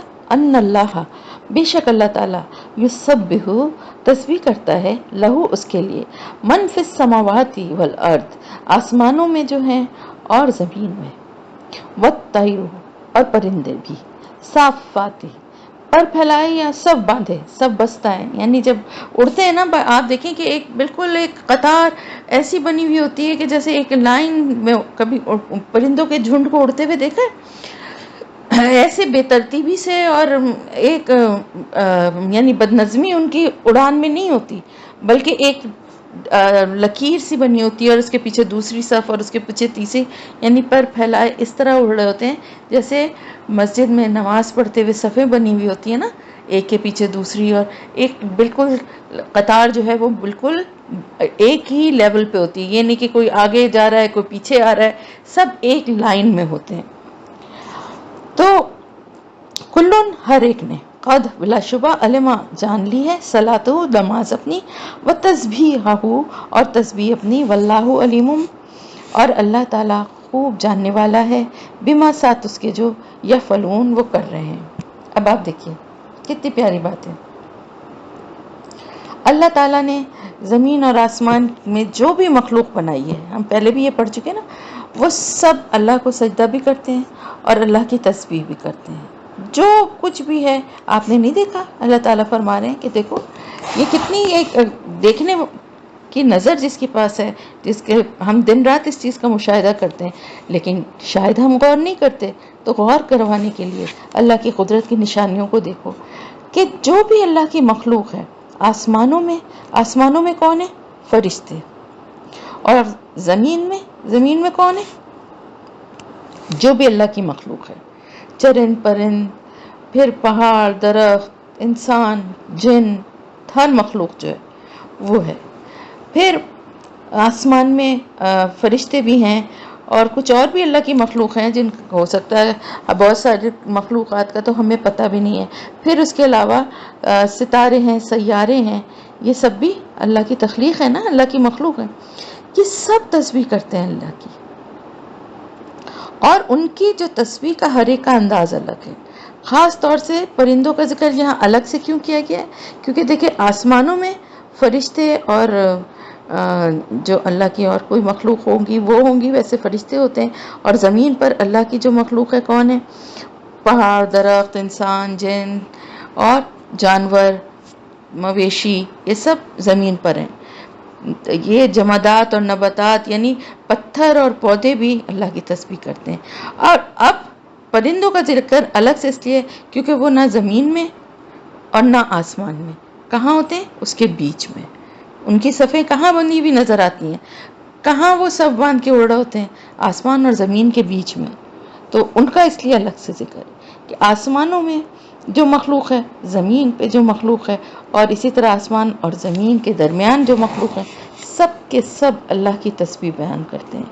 ان کے طریقے الگ ہیں، ان کی تسبیح الگ ہے، ان کی عبادت کا طریقہ الگ ہے. ہر ایک نے لیکن یہ جان لیا ہے کہ اس کے کو اپنی نماز اور اپنی تسبیح کس طرح پڑھنی ہے. ہر مخلوق کو پتہ ہے انسان جس طرح نماز پڑھتا ہے، ظاہر ہے جانور تو ایسے نماز یا اس طرح کی تسبیح نہیں پڑھتے، یا پرندے اس طرح کے نماز پڑھ ہی نہیں سکتے، نہ وہ ان کی زبان اس طرح کی کہ وہ اللہ کی تسبیح بیان کریں، ہماری سمجھ میں تو نہیں آتی، لیکن جس کے لیے وہ کرتے ہیں وہ بہت اچھے سے جانتا ہے، جو کچھ بھی وہ کر رہے ہیں وہ سب اللہ بہت اچھے سے جانتا ہے۔ تو دیکھیں، جو بھی مصروفیت ہے، جو بھی کام ہے، جیسے بھی حالات ہیں، نماز اور اذکار کی کتنی تاکید ہے۔ اپنی نماز پڑھتے ہیں اور اپنی تسبیح کرتے ہیں، اور سب نے اپنی اپنی جان لی، اور وہ صبح اور شام اسی طرح سے کرتے ہیں، ان کے معمول میں کوئی فرق نہیں آتا۔ فرق کس کے معمول میں آتا ہے؟ ہم انسانوں کے۔ ذرا سی کوئی مصروفیت ہو جائے، ذرا سی کوئی پریشانی بیماری ہو جائے تو سب سے پہلے عبادتوں کو ترک کرتے ہیں۔ ایک جنرل بات کر رہی ہوں، یہاں میں آپ کی یا کسی کی ایک کی بات نہیں کر رہی، ایک جنرل بات کر رہی ہوں۔ اتنی، یا گھر میں کوئی خوشی کا موقع ہو، ایسا بھی ہوتا ہے، صرف پریشانی میں ہی نہیں، خوشی کے موقع میں، شادی وغیرہ میں اکثر ایسا ہوتا ہے کہ نمازوں کا خیال ہی نہیں رہتا، خاص طور سے دلہن یا دلہن کے قریبی جو رشتہ دار ہیں، بہنیں ہیں، ماں ہیں، اتنے مصروف تھے، ہال میں پہنچنے کا ٹائم نکل رہا تھا، پھر سب سے بڑھ کے یہ اتنا اچھا میک اپ اتنا مہنگا کیا ہوا تھا، وضو ہی نہیں تھا۔ اب ظاہر ہے وہ اتنا قیمتی میک اپ لاکھوں کا ہوتا ہے، اس کو اتار کے وضو کر کے تو نماز نہیں پڑھ سکتے نا۔ نماز کی کیا اہمیت ہے، پڑھ لیں گے، قضا پڑھ لیں گے، لیکن یہ اتنا قیمتی میک اپ تو دوبارہ سے نہیں ہو سکتا نا۔ تو یہ صرف انسان یہ باتیں سوچتا ہے۔ کوئی مصروفیت ہو جاتی ہے، سفر پہ نکلتا ہے تو کیا کوشش کرتا ہے کہ کوئی میوزک لگا لے، کوئی گانا سن لے، کوئی ایسی دلچسپی کی چیز جس سے انجوائے کرتے ہوئے جائیں۔ عام طور سے لوگ سفر میں کرتے ہیں، جبکہ ہمیں کیا کرنا چاہیے سفر میں دعائیں کرنی چاہیے، بات چیت کریں اپنی نارمل، ہنسی مذاق بھی کریں، لیکن ساتھ ساتھ دعائیں بھی کریں، سفر میں دعا قبول ہوتی ہے۔ تو دیکھیں، ذرا سی بھی کوئی مصروفیت آ جاتی ہے تو سب سے پہلے جو ہے وہ کیا ہوتا ہے کہ ہم نے اس دفعہ تو بالکل پڑھنے کا موقع نہیں ملا، ٹیسٹ نہیں دے سکتے، بالکل ٹائم نہیں ملا، اتنی مصروفیت تھی، گھر میں مہمان آئے ہوئے تھے، طبیعت صحیح نہیں تھی، کوئی بھی ریزن ہوتا ہے، میں یہ نہیں کہتی کہ وہ غلط ہوتا ہے، بالکل ہوتا ہے، جینون ہوتا ہے، ہر انسان کے زندگی میں ہوتا ہے، لیکن اس مصروفیت میں بھی ہم باقی جن چیزوں کو ضروری سمجھتے ہیں وہ تو کرتے ہیں نا۔ ہمارے بچے کا اگر ایگزام ہو رہا ہوگا اینول، تو ہم کیا اپنی بیماری یا گھر میں شادی یا کسی اور مہمانوں کے آنے کی مصروفیت، کسی بھی وجہ سے کوئی بھی مصروفیت ہو، تو ہم کیا اس وقت یہ کہیں گے کہ اس سال نہیں دلواتے امتحان، کوئی بات نہیں ہے، یا چلے امتحان، اینول ایگزام تو بڑی چیز ہے نا، سیمسٹر کے پیپرز ہو رہے ہیں، اس سیمسٹر میں نہیں دلواتے، تیاری نہیں ہو سکی، گھر میں اتنے مہمان آئے ہوئے ہیں، کیسے پڑھتے، بالکل ٹائم نہیں ملا، ایسا ہوتا ہے کیا کرتے ہیں؟ اور فوراً بچوں کو بھیجتے ہیں، جاؤ تم تو جا کے پہلے پڑھائی کرو، اپنی ٹیسٹ ہونے والے ہیں تمہارے ٹیسٹ کی تیاری کرو، میں آ کے سنوں گی، میں آ کے لکھوا کے دیکھوں گی تیاری پوری ہوئی ہے کہ نہیں، پھر تم آنا اور آ کے یہاں بیٹھنا اور باقی لوگوں کے ساتھ ہنسنا بولنا کھیلنا، جو کرنا ہے وہ کرنا، ایسے کہتے ہیں نا۔ کبھی اپنے اوپر بھی ایسی کوئی پابندی لگائیے، کبھی اپنے اوپر بھی کوئی ایسی سختی لگائیے کہ مجھے جو بھی ہے، مجھے اپنا آدھا ایک گھنٹہ تو ڈیلی مجھے نکالنا ہی ہے۔ اور یقین کریں، اگر آپ کے گھر میں کوئی مصروفیت ہے، کوئی آپ کے مہمان آئے ہوئے ہیں، آپ کے کوئی گھر میں شادی ہے، کوئی تقریب ہے، آپ ان لوگوں سے بھی اگر یہ کہیں گے نا، کوئی آپ کو نہیں یہ کہے گا کہ نہیں آپ وہ چھوڑ دیجئے اور آپ آ کے ہمارے ساتھ بیٹھ جائیے۔ اول تو کسی سے کہنے کی ضرورت ہی نہیں ہے، ساری دنیا کے کام تو کرتے ہی ہیں نا۔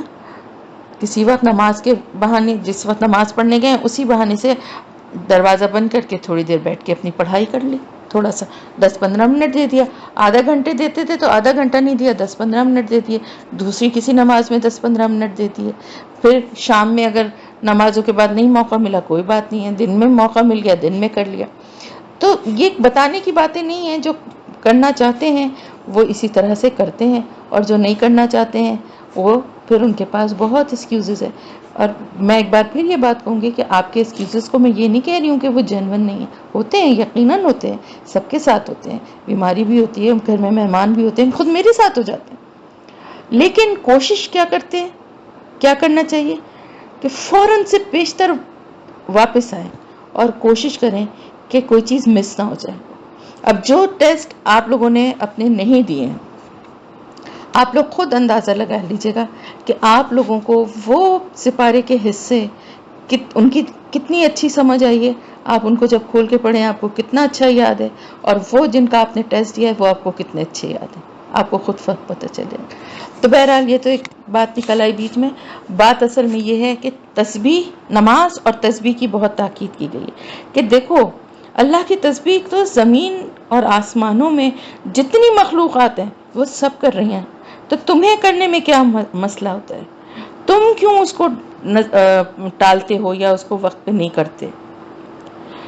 تو اللہ تعالیٰ جانتا ہے جو کچھ بھی وہ کر رہے ہیں، یعنی وہ کس زبان میں، کون کس زبان میں، کس انداز میں اس کی تسبیح کر رہا ہے، وہ سب جانتا ہے۔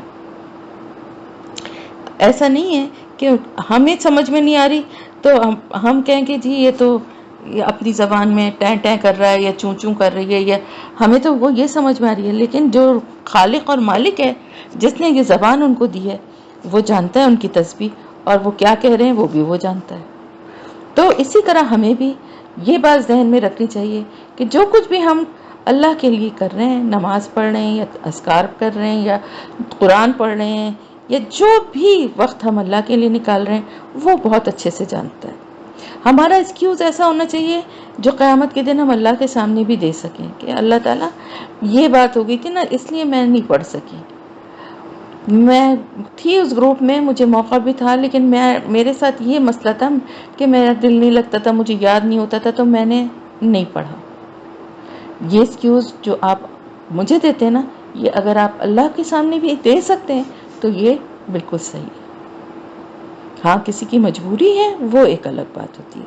تو دیکھیں ہر ایک جانتا ہے کہ اس کی کیا نماز اور اس کی تسبیح کا طریقہ کار کیا ہوگا، اور سب سے بڑھ کر یہ کہ اللہ جانتا ہے کہ وہ جس طرح کی بھی وہ عبادت کر رہے ہیں اس میں کیا ہے، ان کے جو تسبیح ہے یا جو ان کی نماز ہے اس کا طریقہ ضرور مختلف ہے، لیکن خالق اور مالک سے چھپا ہوا نہیں ہے۔ تو ہمیں بھی یہی سمجھنا چاہیے کہ جو کچھ بھی عمل کر رہے ہیں ہم سب، وہ بہت اچھی طرح سے جانتا ہے کہ اس کے پیچھے نیت کیا ہے، جو کچھ بھی کی جا رہی ہے کس طرح سے کیا جا رہا ہے، کس دل سے کیا جا رہا ہے، کتنے اخلاص سے کیا جا رہا ہے، ہر عمل کی بارے میں سب سے زیادہ اللہ تعالیٰ کو جانتا ہے۔ وَلِلَّهِ مُلْكُ السَّمَاوَاتِ وَالْأَرْضِ، اور بادشاہت تو تمام کی تمام اللہ ہی کے لیے ہے، زمینوں اور زمین اور آسمانوں کی، وَإِلَى اللَّهِ الْمَصِيرُ، اور اللہ ہی کی طرف لوٹنا ہے۔ یعنی دنیا میں دیکھیں نا، کچھ بھی انسان کو تھوڑا بہت بھی حاصل ہو جاتا ہے تو انسان خود کو بڑی چیز سمجھنے لگتا ہے، اور جس کو بادشاہت مل جاتی ہے وہ تو پتہ نہیں نعوذ باللہ خود کو خدائی سمجھ بیٹھتا ہے۔ کتنے واقعات ایسے ہم پڑھتے ہیں نا تاریخ میں، کتنے قرآن میں بھی ذکر ہے، فرعون ہے، نمرود ہے، کہ سب نے خدائی کا دعویٰ کر دیا۔ کس بات پہ؟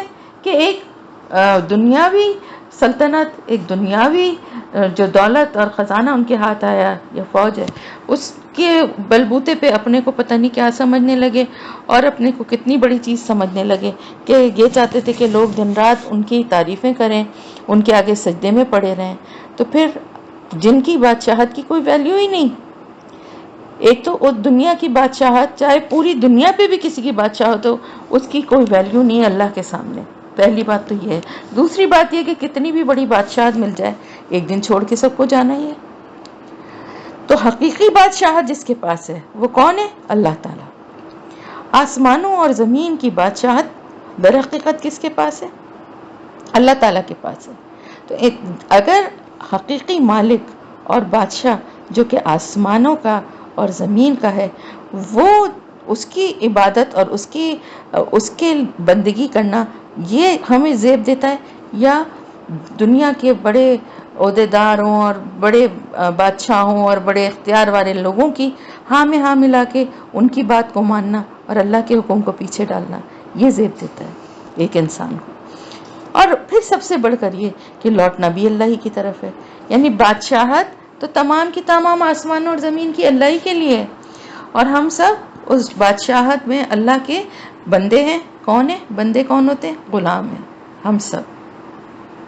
اور یہاں پر ہمیں دنیا میں اختیار کے ساتھ بھیج دیا گیا، تو اس کا یہ مطلب نہیں ہے کہ ہم غلامی سے آزاد ہو گئے۔ بے شک اللہ کو اپنے بندوں سے بہت محبت ہے، لیکن اس دنیا میں بھیجنے کا بھی کوئی مقصد ہے نا، اور اس دنیا میں کیے گئے عمل کی بنا پر ہی آخرت کے فیصلے ہوں گے، تو لوٹ کر پھر اللہ ہی کے پاس جانا ہے۔ یہ بات بھی ذہن میں رکھنی چاہیے کہ اگر دنیا میں کسی کو کچھ عارضی طور پہ کوئی بادشاہت، کوئی اختیار، کوئی بڑی پوزیشن حاصل ہو بھی جاتی ہے، تو وہ تو عارضی ہے نا، ایک دن چھوڑ کر جانا ہی ہے۔ جبکہ اللہ تعالیٰ کے پاس جو بادشاہت ہے وہ حقیقی ہے، ہمیشہ ہمیشہ کے لیے، اور ہر چیز پر قائم ہے، اور اللہ کے سامنے ہی سب کو لوٹ کر جانا ہے۔ الم ترا، کیا نہیں آپ نے دیکھا، ان اللہ، بے شک اللہ تعالیٰ، یزجی، چلاتا ہے، سحابن، بادل کو، ثم پھر یؤلف، وہ ملاپ ڈالتا ہے، بینہ، اس کے درمیان، ثم پھر یجعلہ، وہ کر دیتا ہے اسے، رکامن، تہ بتہ، فترہ، تو آپ دیکھتے ہیں، الودق، بارش کے قطرے کو، یخرجو، نکلتا ہے، من خلالہ، اس کے اندر سے، وینزل، اور وہ اتارتا ہے، من السماء، آسمان سے، من جبال، پہاڑوں سے، فیہا، اس میں، من بردن، کچھ اولے، فیصیب، پھر وہ پہنچاتا ہے، بھی، اس ساتھ اس کے، من، جسے یشاء، وہ چاہتا ہے، وہ یصرفہ، اور وہ پھیر دیتا ہے اس کو، ان من، جس سے یشاء، وہ چاہتا ہے، یکادو، قریب ہے کہ، سنا، چمک، برق ہی، اس کی بجلی کی، یذہب، لے جائے، بالابصار، نگاہوں کو۔ اب یہ جو آپ کو واٹر سائیکل ایک دفعہ پھر سے یہاں پر اللہ تعالیٰ کی طرف سے کی نشانیوں میں سے ایک نشانی اللہ تعالیٰ بیان فرما رہے ہیں، اور یہ بات اپنے ذہن میں رکھیں کہ یہ سارا جو سسٹم بتایا جا رہا ہے یہ 1400 سال پہلے کی بات ہے، قرآن میں جو بتائی گئی ہے۔ اس وقت تو کسی کو اس بات کا پتہ ہی نہیں تھا، نہ کسی نے اتنے سائنسی طور پہ اتنی ترقی تھی کہ اس چیز کے اوپر غور و فکر کیا جاتا، اور واٹر سائیکل کیا ہے کسی کو معلوم ہی نہیں تھا کہ کس طرح سمندر سے پانی بھاپ بن کے اٹھتا ہے، اور کس طرح پھر وہ بادل بنتے ہیں، اور پھر وہ کس طرح ہوا کے زور پہ مختلف علاقوں میں جاتے ہیں، اور پھر وہاں پر وہ بارش برستی ہے۔ اب یہاں پر دیکھیے اس کا پورا پروسیجر، پورا طریقہ کار بتایا گیا۔ اللہ تعالیٰ نے، کیا آپ نے نہیں دیکھا؟ کیا آپ نے نہیں دیکھا سے مطلب یہاں پہ کیا ہوتا ہے کہ کیا دیکھ نہیں رہے ہو، مطلب غور نہیں کر رہے ہو، نظر نہیں آ رہا؟ کتنی اہم نشانی اللہ کی کہ کس طرح اللہ تعالیٰ بادلوں کو چلاتا ہے اور پھر انہیں آپس میں ملا دیتا ہے، اور پھر کیا کر دیتا ہے، وہ ان بادلوں کو تہ بتہ، اور پھر ان میں سے بارش کے قطرے نکلتے ہیں اس کے درمیان سے، پھر وہ اتار دیتا ہے آسمان سے، پہاڑوں سے، فیہا، اس میں، کچھ اولے، پھر وہ پہنچاتا ہے اسے جہاں وہ چاہتا ہے، اور پھیر دیتا ہے اس کو جس سے وہ چاہتا ہے۔ اب دیکھیں یہ پوری بات جو ہے نا، آپ کو میں اب اچھے سے ذرا سمجھاتی ہوں، یہ پورا سسٹم جو ہے نا اس کو میں آپ کو پورے اچھے سے سمجھاتی ہوں۔ آسمان پہ جو بادلوں کے وہ ہوتے ہیں نا، یعنی کس طرح سے بھاپ جب اوپر اٹھتی ہے تو وہ بادلوں کی شکل اختیار کر لیتی ہے، اوپر جب جا کے تھوڑے ٹھنڈے اس کو ٹھنڈک ملتی ہے نا، تو وہ پانی جو ہے نا وہ بادل کی شکل اختیار کر لیتا ہے۔ اللہ تعالیٰ انہیں آپس میں جمع کرتا جاتا ہے، آپس میں کیا ہوتا ہے کہ وہ ایک سے دوسرا بادل، دوسرے سے تیسرا بادل ملتا جاتا ہے، پھر اللہ تعالیٰ اس کو تہ بتہ کر دیتا ہے، یعنی ایک کے اوپر ایک، ایک کے اوپر ایک، اور بیچ میں جو ہے کیا ہوتا ہے، خلا ہوتا ہے، جگہ ہوتی ہے، ٹھیک ہے، ہوا کی۔ اب کیا ہوتا ہے کہ وہ ہوا جب اس کے اندر سے پاس کرتی ہے تو ایک طرف تو وہ ان بادلوں کو لے کے جاتی ہے اپنے زور پہ، اور پھر اس کے اندر سے جو ہے نا وہ بادلوں کا بوجھ جب اتنا بڑھ جاتا ہے کہ بارش کے قطروں کی شکل میں وہ برسنے لگتے ہیں، پھر آسمان سے اور پہاڑوں سے۔ اب پہاڑ کہاں سے آگے؟ پہاڑوں سے کون سی بارش ہوتی ہے؟ پہاڑوں سے یہاں مراد ہے وہ بادل جو کہ اسی طرح ایک تہ بتہ ہوتے ہوتے اوپر تک چلے جاتے ہیں اور ایک بادلوں کا ایک پہاڑ کی طرح بن جاتا ہے.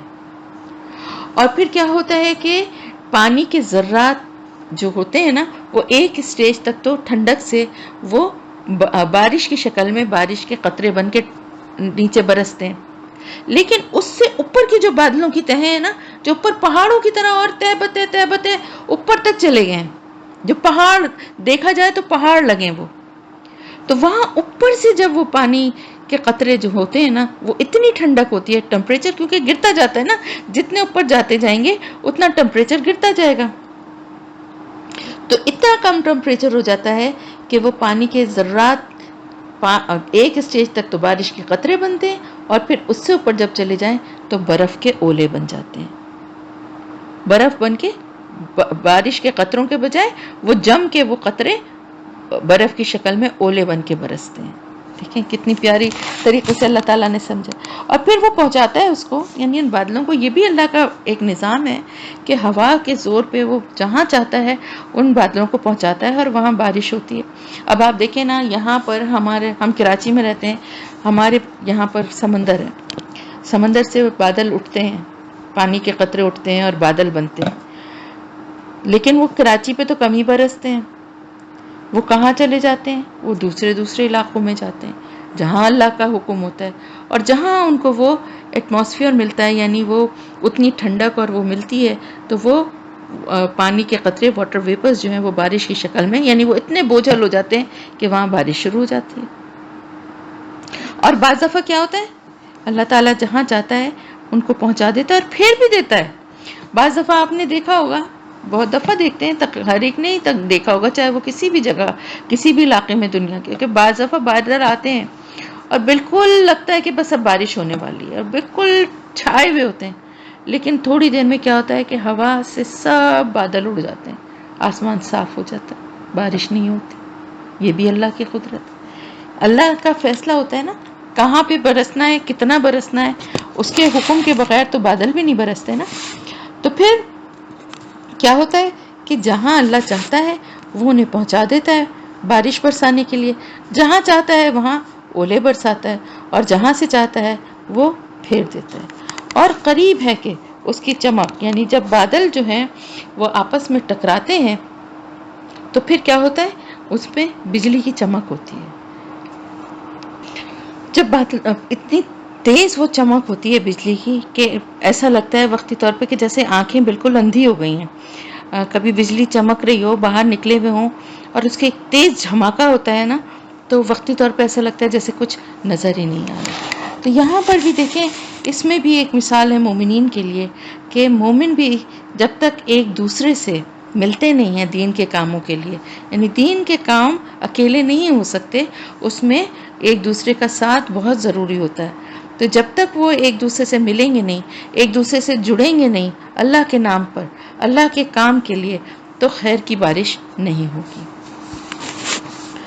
یقلب اللہ, الٹ پلٹ کرتا ہے اللہ, اللیل والنہار, رات اور دن کو.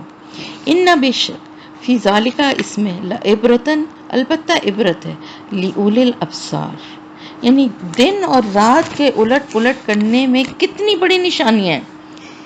24 گھنٹے میں آپ دیکھیں 2 دفعہ ایسا ہوتا ہے, ایک دفعہ بالکل تاریکی کے بعد رات کی, صبح کی روشنی, سورج نکلتا ہے, صبح کی روشنی پھوٹتی ہے اور دن نکل آتا ہے, اور اسی طرح سارا دن ایک روشن ٹائم گزارنے کے بعد سورج کی روشنی میں, اور شام ہوتے ہی پھر اندھیرا ہو کے اور پھر رات جو ہے وہ چھانے لگتی ہے. یہ کتنی بڑی نشانی ہے, باقاعدگی سے روز ہو رہا ہے نا, یہ ہمیشہ سے ہو رہا ہے اور ہوتا رہے گا جب تک اللہ چاہے گا کہ دن اور رات اسی طرح آگے پیچھے آتے رہیں گے.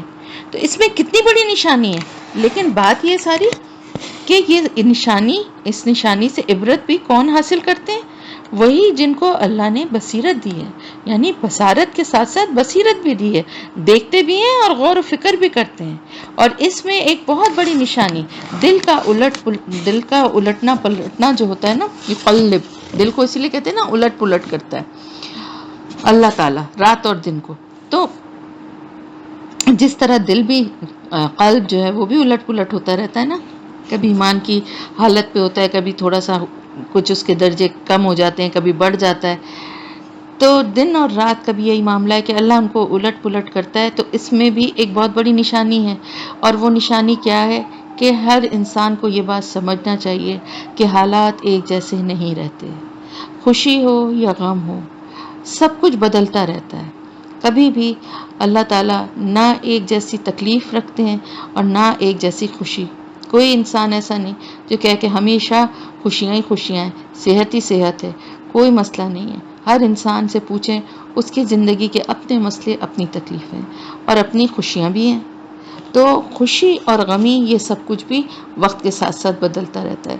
کبھی زندگی میں بڑے مشکل وقت آ جاتے ہیں، بہت بڑی آزمائش آ جاتی ہے، لیکن اس کے بعد اللہ تعالیٰ بہت ساری خوشیاں بھی دکھاتا ہے. تو دونوں حالتوں میں مومن کو اللہ سے اپنے تعلق کو کمزور نہیں ہونے دینا چاہیے، اور اللہ سے یہی دعا کرنا چاہیے کہ جیسے بھی حالات ہوں، جو بھی ہے اللہ کی طرف سے، اس پہ ہمیں اللہ اپنی رضا میں راضی رہنے والا بنائے. اور ہمیں اس چیز پہ غور کرنا چاہیے، غور و فکر کیا کرنا چاہیے کہ صرف ہم ہی نہیں ہیں اس دنیا میں، ہر ایک کے ساتھ یہ حالات جو ہیں وہ الٹ پلٹ ہوتے رہتے ہیں. واللہ، اور اللہ نے خلق پیدا کیا، کل شیء، واللہ، اور اللہ نے خلق پیدا کیا، کل، ہر، دابتن، جاندار کو، من مائن، پانی سے، فمنہم، تو ان میں سے کوئی ہے، من، جو، یمشی، چلتا ہے، علی بطنہ، اپنے پیٹ پر، ومنہم، اور ان میں سے کوئی ہے، من، جو، یمشی، چلتا ہے، علی رجلین، دو پاؤں پر، ومنہم، اور ان میں سے کوئی ہے، من یمشی، جو چلتا ہے، علی اربعین، چار پاؤں پر. یخلق اللہ، پیدا کرتا ہے اللہ تعالیٰ، ما یشاء، جو وہ چاہتا ہے.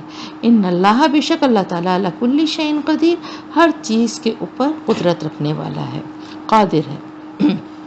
اب ایک اور بہت بڑی نشانی جو دیکھیں، یہ جو باتیں بتائی جا رہی ہیں نا، یہ اللہ تعالیٰ کی جو نشانیاں بیان فرما رہے ہیں، یہ سمجھیے یہ ساری باتیں 1400 سال پہلے، جب کسی کو نہیں پتا تھا کہ واٹر سائیکل کیا ہے، جب کسی کو نہیں پتا تھا کہ سمندر کی تہہ میں کتنی تاریکی ہے اور وہاں کی جو مخلوق ہے وہ کس طرح کی ہے، جب کسی کو یہ بات نہیں پتا تھی کہ انسان کے جسم کا جو ہے وہ 60%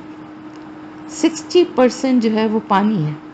یہ نہیں معلوم تھا نا کہ انسانی جسم جو ہے وہ سیلز سے مل کر بنا ہے نا، اور سیل میں 60% پانی ہوتا ہے. تو ہمیں تو بظاہر اپنے جسم سالڈ نظر آتے ہیں نا، مگر ہم صرف 40% سالڈ ہیں، 60% پانی ہے. سمجھ میں آئی بات؟ تو اللہ تعالیٰ نے پیدا کیا ہر جاندار کو پانی سے. تو صرف ہمارے سیل تھوڑی، جتنی مخلوق ہے، تخلیق جو ہے ہوئی ہے، تخلیق کی ابتدا وہ پانی سے ہی ہوئی ہے. ہم نے پڑھا ہے نا، نطفہ کیا ہے؟ پانی ہی ہے نا. اور انسان کے جسم کا سیل جو ہے وہ بھی 60% پانی سے بنا. تو ان میں سے یعنی اللہ کی جو یہ مخلوقات ہیں جن کو اللہ نے بنایا ہے، پانی سے بنایا تو سب کو پانی سے، لیکن ان میں کچھ فرق ہیں. کیا فرق ہے؟ ان میں سے کچھ ایسے ہیں جو کہ اپنے پیٹ پر چلتے ہیں. کون سے ہیں جو پیٹ پر چلتے ہیں؟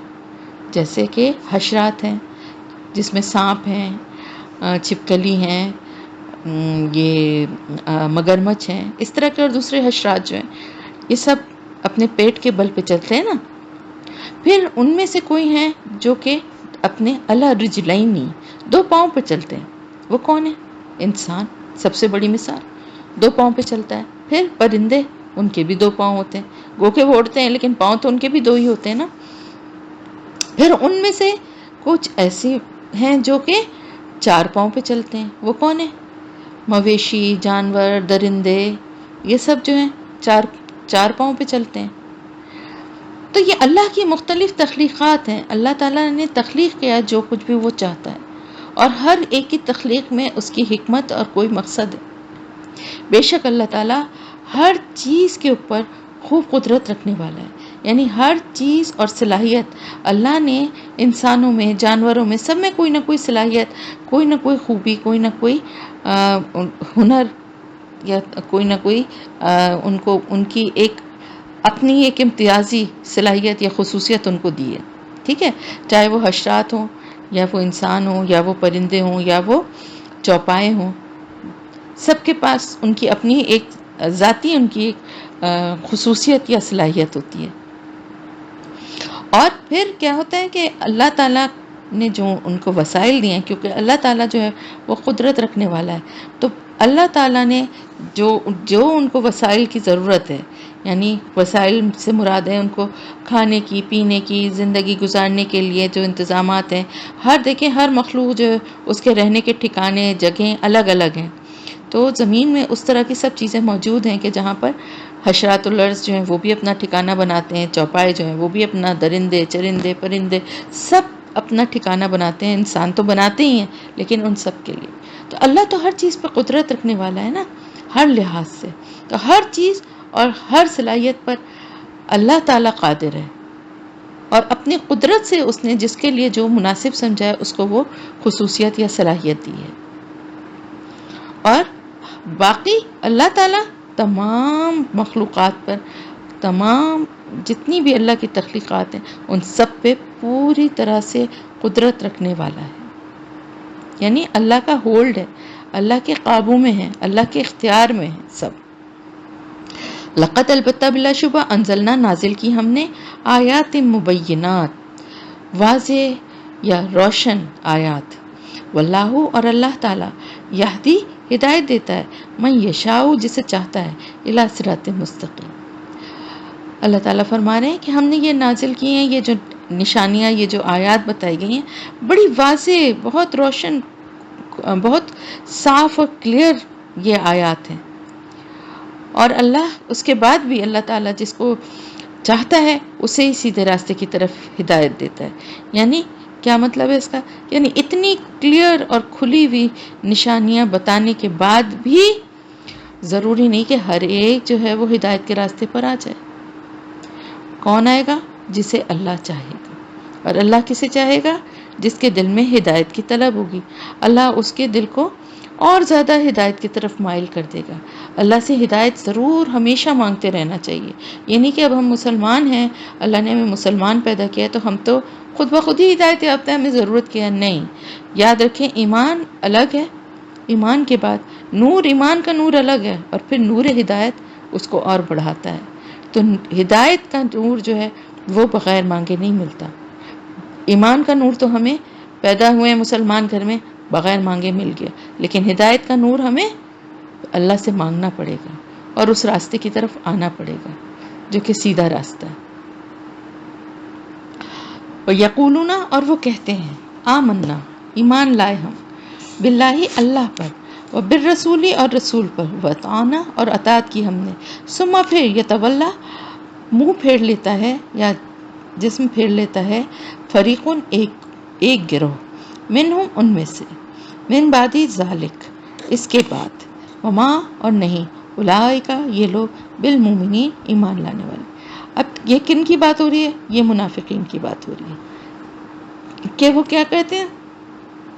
ہم ایمان لے آئے اللہ پر اور اس کے رسول پر، اور اطاعت کی ہم نے اللہ کے رسول کی، ایمان لائے ہم اللہ پر اور اللہ کے رسول کی ہم نے اطاعت کی، لیکن جب اطاعت کرنے کا وقت آتا ہے، جب اللہ کے احکامات کو ماننے کا وقت آتا ہے، تو ان میں سے ایک گروہ جو کہ منافقین کا ہے، یعنی کفار جو تھے وہ تو کہتے ہی نہیں تھے نا کہ ہم اللہ کے اوپر ایمان لائیں یا ہم اللہ کے رسول کی اطاعت کریں گے۔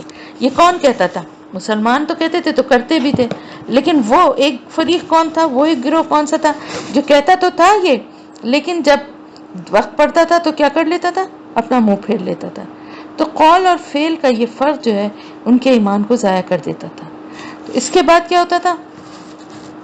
جب اللہ کی طرف سے کوئی حکم، آپ کو معلوم ہے نا، دیکھیں ہم نے ابھی قرآن میں پڑھتے آ رہے ہیں، غزوہ احد کا موقع ہو یا کوئی اور کوئی بھی موقع ہوتا تھا تو منافقین جو ہیں وہ ہمیشہ الگ ہو جاتے تھے آخر تک۔ یعنی جو ہم نے سورہ توبہ میں بھی پڑھا کہ منافقین کا رویہ کیا تھا کہ آ کے عذر کرتے تھے اور بہانے بناتے تھے اور جنگ پہ جانے سے انکار کرتے تھے، یعنی جو اللہ کا حکم ہے اور اس سے انکار کرتے تھے، اور اللہ کے رسول صلی اللہ علیہ وسلم جس بات کا حکم دیتے تھے اس کا انکار کرتے تھے، تو وہ منافقین ہیں کہ منہ سے زبانی کہنے سے کہ ہم ایمان لے آئے ہیں اور ہم اللہ کو مانتے ہیں, ہم اللہ کے رسول سے بڑی محبت رکھتے ہیں اور ہم ان کے تمام ہم اس باتوں پہ عمل کرنے والے ہیں, زبان سے کہنے کی کوئی اہمیت نہیں ہوگی, عمل کی اہمیت ہوگی.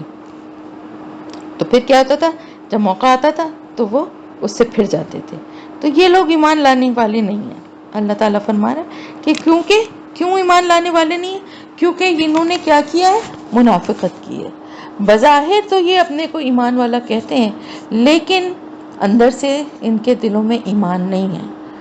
اور پھر اسی وجہ سے جب بھی کوئی آزمائش یا کوئی اسلام کے اوپر کوئی ایسا موقع آتا ہے یا کوئی بھی ایسا اللہ کی طرف سے حکم آتا ہے, تو یہ فوراً منہ پھیر کے الگ چل دیتے ہیں کہ نہیں بھائی ہم ایسے بیوقوف تھوڑی ہیں کہ مرنے کے لیے چلے جائیں, نہیں ہم ایسے تھوڑی ہیں کہ اپنا مال اٹھا کے دے دیں.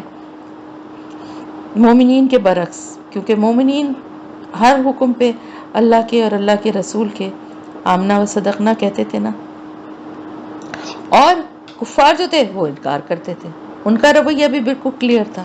تو یہ وہ لوگ تھے جو کہ قول اور فعل کے تضاد میں مبتلا تھے, اور اسی لیے اگر کچھ اچھے کام کرتے بھی تھے تو وہ بھی ان کے ایمان کی کمی کی وجہ سے وہ ضائع ہو جاتے تھے. وَإِذَا, اور جب دعو وہ بلائے جاتے ہیں اللہ اللہ کی طرف, وَرَسُولِهِ اور اس کے رسول کی طرف, لِيَحْكُمَ تاکہ وہ فیصلہ کرے, بَيْنَهُمْ درمیان ان کے, اذا جب, فریقون ایک گروہ, منہم ان میں سے, موردون اعراض کرنے والے ہوتے ہیں. یعنی جب کبھی ایسا ہوتا ہے کہ کوئی معاملہ ایسا آ جاتا ہے جس میں اللہ اور اس کے رسول کو حکم بنایا جاتا ہے کہ وہ فیصلہ کریں. ہوتا کیا تھا کہ مدینے میں مختلف سچویشنز میں فیصلوں کے لیے مسلمان تو آپ کے پاس آتے ہی تھے, یہودی بھی اکثر جو ہیں وہ اپنی, ویسے تو اپنی کتاب کے مطابق ہی فیصلے کرتے تھے عام طور سے, لیکن اکثر وہ بھی اللہ کے رسول صلی اللہ علیہ وسلم کے پاس فیصلوں کے لیے آ جایا کرتے تھے. اور بعض دفعہ وہ صرف یہ چیک کرنے کے لیے ہی آتے تھے کہ ان کے پاس جو سزائیں ہیں وہ کیا, آپ صلی اللہ علیہ وسلم کیا کہتے ہیں اس کے بارے میں, اسلام میں کیا وہ ہے, تاکہ اگر کوئی فرق ہو تو پھر اس بات کو وہ ایک جواز یا ایک آڑ بنا لیں.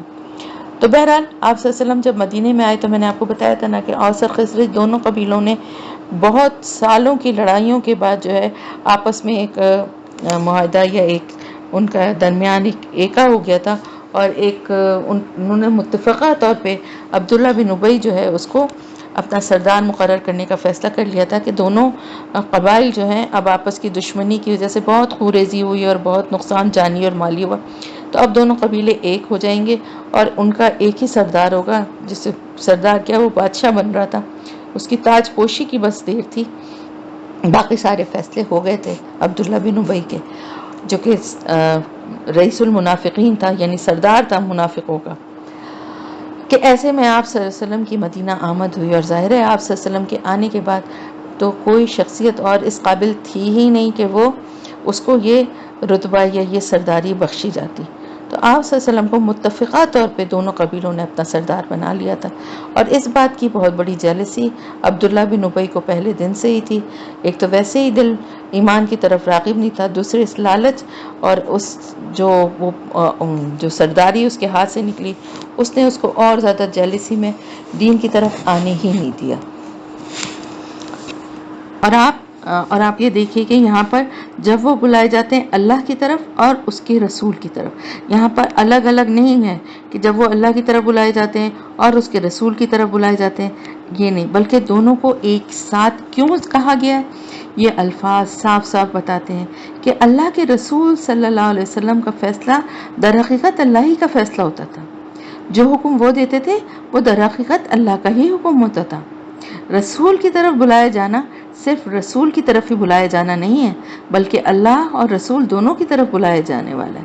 تو اس کا بلایا جانا ہے, اصل بات کیا ہے, اس کا مطلب کیا ہے کہ رسول صلی اللہ علیہ وسلم جو ہے وہ کوئی بھی ایسی بات نہیں کہتے تھے جو اللہ کی طرف سے ان کو نہ کہی گئی ہو.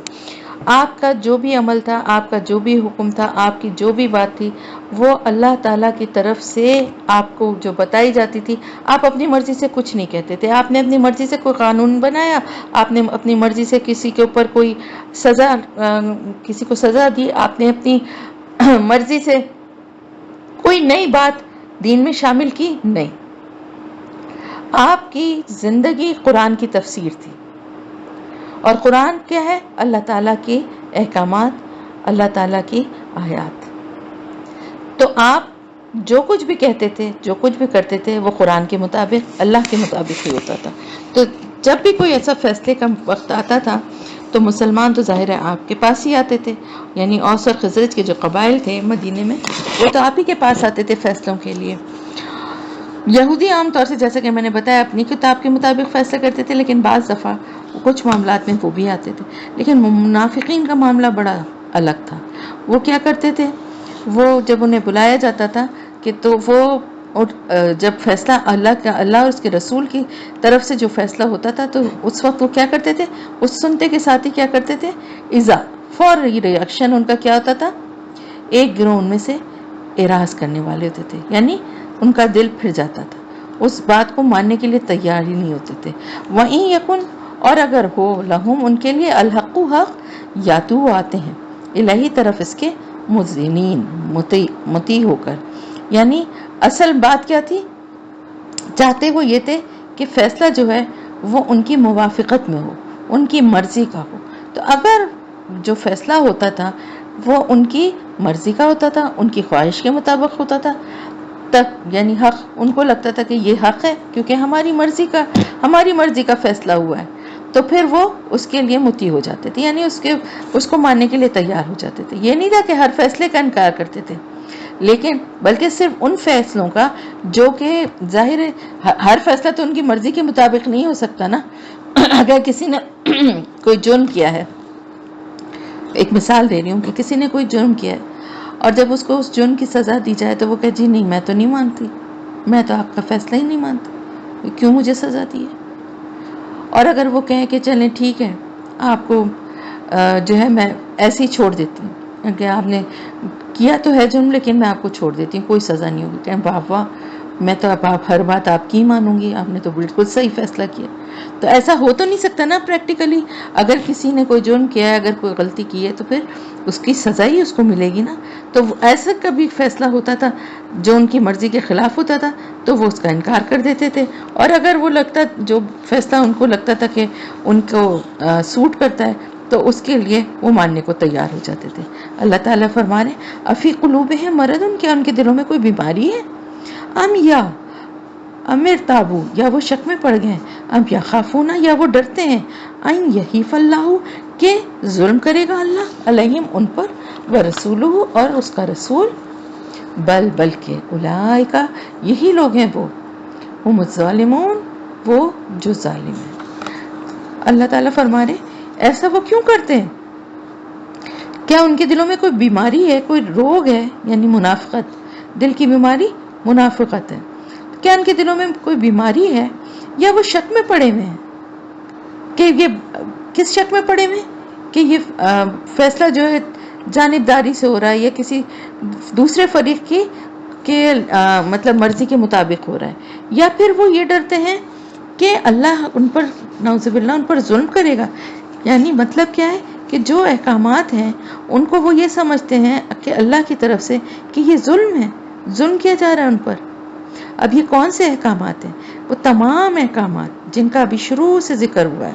اگر کوئی یہ کہتا ہے کہ زنا کی جو سزا ہے، چاہے وہ 80 کوڑوں کی ہو، چاہے وہ رجم کی ہو، چاہے وہ کوئی اور حد ہو، کہ جی یہ تو بڑے ظالمانہ قانون ہے. آپ نے سنا ہوگا اکثر، کافروں کو تو چھوڑ دیجئے، مسلمانوں کو کہتے ہوئے سنا ہوگا کہ بڑی ظالمانہ سزائیں ہیں، کہ اتنے 80 کوڑوں کی سزا جو ہے وہ قذف، حد قذف ہے.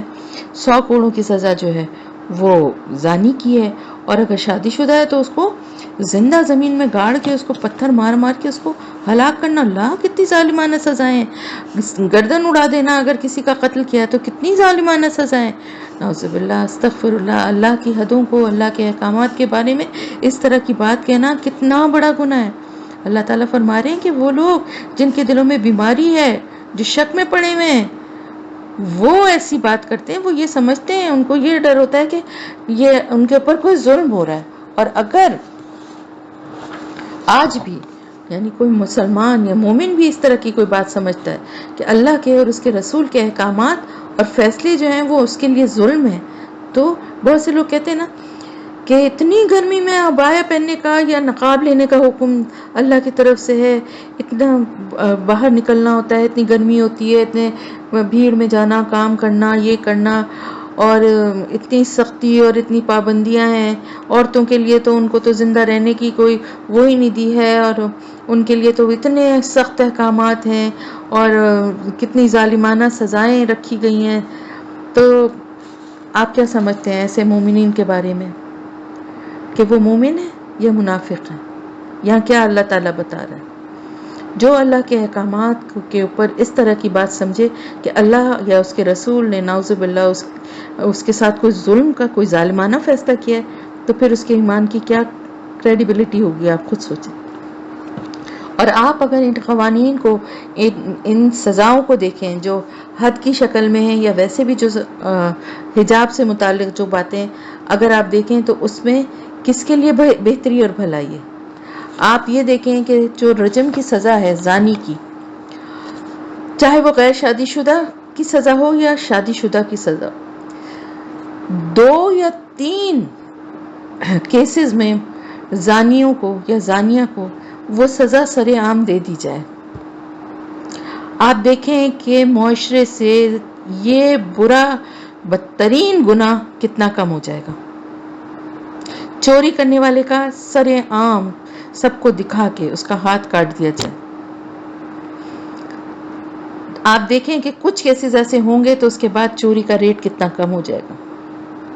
یہ سزائیں جو ہیں، یہ سختیاں جو ہیں، یہ گناہ بھی تو کتنے بڑے ہیں نا، کتنے بڑے بڑے گناہ ہیں یہ. ان کے اوپر سخت سزائیں نہیں ہونی چاہیے؟ ان گناہوں کے کرنے والوں کو معصوم اور مظلوم سمجھ کے ان کی سزائیں معاف کر دینی چاہیے، تاکہ اور شیر ہوں اور جا کے کسی اور کے ساتھ ایسا برا کام کریں. یہی تو ہو رہا ہے نا ہمارے معاشرے میں. کیا ہو رہا ہے؟ نہ اسلامی سزائیں ہیں، بلکہ ہمارے یہاں تو سزائیں ہی نہیں ہیں. سزائیں صرف بے گناہوں اور مظلوموں کے لیے. گناہگاروں کو اگر اسی طرح سے سزائیں ملنے لگیں تو آپ دیکھیں خود بخود جرائم کا خاتمہ ہو جائے گا. تو اللہ تعالیٰ فرما رہے ہیں کہ یہی لوگ ہیں جو ظالم ہیں. اور چاہے وہ مسلمان بھی ہوں، یہاں تو منافقین کی بات ہو رہی ہے نا، تو ان کے ایمان کا آپ سوچ لیں کہ کیا حال ہوگا جو اللہ کی طرف سے جو نافذ کردہ احکامات ہیں ان کو وہ ظلم سمجھیں.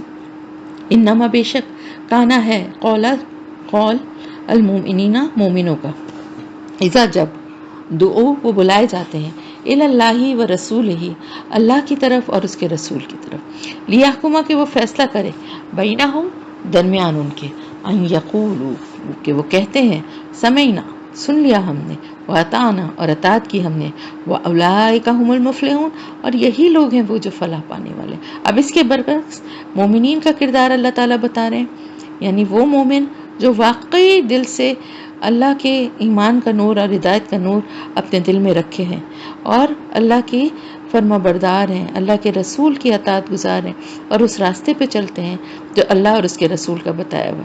تو ان کا کیا حال ہے؟ اب ان کی بات سنیے کہ جب ان مومنین کو جب بلایا جاتا ہے اللہ اور اس کے رسول کی طرف کہ وہ فیصلہ کریں ان کے درمیان، اب چاہے وہ فیصلہ کچھ بھی ہو.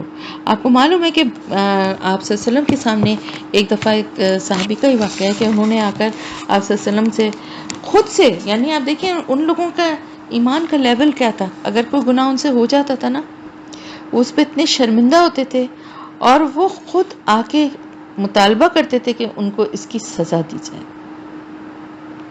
تو پھر جب ان کو وہ سزا مل جاتی تھی تو وہ اس گناہ سے پاک ہو جاتے تھے. پھر اب اللہ تعالیٰ ان کے ساتھ رحمت کا معاملہ فرمائے گا.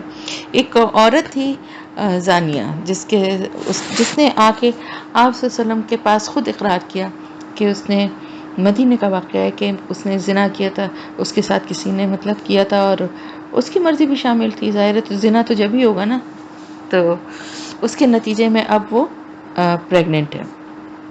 تو آپ صلی اللہ علیہ وسلم نے اس سے کہا کہ اب تم جاؤ جب تک کہ بچہ ہو نہیں جاتا. چلی گئی. اب چلی گئی نا، کہیں نکل جاتی، کہیں اول تو وہ آ کے بتانے کی ضرورت ہی کیا تھی، لیکن اس کے دل میں خلش تھی اس گناہ کی، نیک عورت تھی، ہو گئی تھی اس سے غلطی، لیکن اس پہ شرمندہ تھی، اس کے دل میں یہ خلش تھی کہ میں یہ گناہ کا بوجھ لے کے اللہ کے سامنے کیسے جاؤں گی۔ تو پھر اس کا بچہ ہو گیا اور وہ لے کر اس بچے کو آئی گود میں، تو آپ صلی اللہ علیہ وسلم نے فرمایا کہ نہیں، ابھی یہ دودھ پیتا بچہ ہے، جب یہ خود سے کھانے کے قابل ہو جائے تو پھر لے کر آنا۔ پھر وہ کچھ عرصے کے بعد، 1.5-2 سال بعد آئی، اور بچے کے ہاتھ میں اس نے روٹی کا ٹکڑا پکڑایا ہوا تھا کہ یعنی اب یہ کھانے لگا ہے، آپ سے اس نے بتایا کہ یہ کھانے لگا ہے، اپنے ہاتھ سے کھانے پینے لگا ہے۔ تو آپ صلی اللہ علیہ وسلم نے پھر حکم دیا کہ زمین میں گڑھا کھودا جائے اور اس کے کپڑوں کو اچھی طرح اس کے جسم سے باندھا جائے تاکہ بے پردگی نہ ہو، اور اس کو اس میں سینے تک اس میں زمین میں گاڑا جائے، اور پھر اس کو پتھر مارے جائے۔ اور جب اس کو پتھر مارے گئے، اور اس وقت تک مارے جاتے ہیں پتھر کہ جب تک کہ وہ مر نہ جائے، تو کسی صحابی نے اس کے اوپر کچھ ایسی بات کہی، اس کے لیے کوئی بری بات کہی، تو آپ صلی اللہ علیہ وسلم نے فرمایا کہ اس کے لیے کوئی بری بات نہ کہو، اس نے تو ایسی توبہ کی ہے کہ اگر مدینہ کے لوگوں پہ تقسیم کر دی جائے نا تو سب کی بخشش ہو جائے، ایسی توبہ کی ہے اس نے۔ آسان کام ہے اپنے آپ کو پیش کرنا سزا کے لیے، وہ بھی ایسی سزا جسے پتہ ہے کہ مرنا ہے، اور مرنا ہی صرف نہیں ہے، اذیت اور تکلیف سے مرنا ہے، اور اس کے بعد کتنے موقع اس کو ملے اور وہ ہر دفعہ آتی رہی۔ اللہ تعالیٰ تو رحمان و رحیم ہے، اللہ نے کیا اس کی توبہ نہیں قبول کی ہوگی؟ اللہ کے رسول صلی اللہ علیہ وسلم تو خود ہی فرما رہے ہیں۔ تو اس سے ہمیں کیا پتہ چلتا ہے کہ اگر کوئی گناہ گار اپنے گناہ کا اقرار کر لیتا ہے اور اس کو سزا مل جاتی ہے تو پھر وہ پاک ہو جاتا ہے، پھر اس کے اوپر اس طرح کی بات کہنا یا اس کو برا بھلا نہیں کہنا چاہیے۔ تو مومنین کا کیا رویہ ہوتا تھا کہ جب بھی اللہ اور اس کے رسول کی طرف انہیں بلایا جاتا تھا کہ وہ فیصلہ کریں گے ان کے درمیان، تو وہ کہتے تھے ہم نے سن لیا اور ہم اطاعت کریں گے، یعنی ہمیں کوئی اعتراض نہیں ہے، اور ہم جو کچھ اللہ تعالیٰ کا حکم ہوگا اور اللہ کے رسول کا حکم ہوگا ہم اس کو ماننے کے لیے تیار ہیں۔ تو در حقیقت یہی ہیں وہ لوگ جو فلاح پانے والے ہیں۔ فلاح اور کامیابی تو انہوں نے ہی پائی نا۔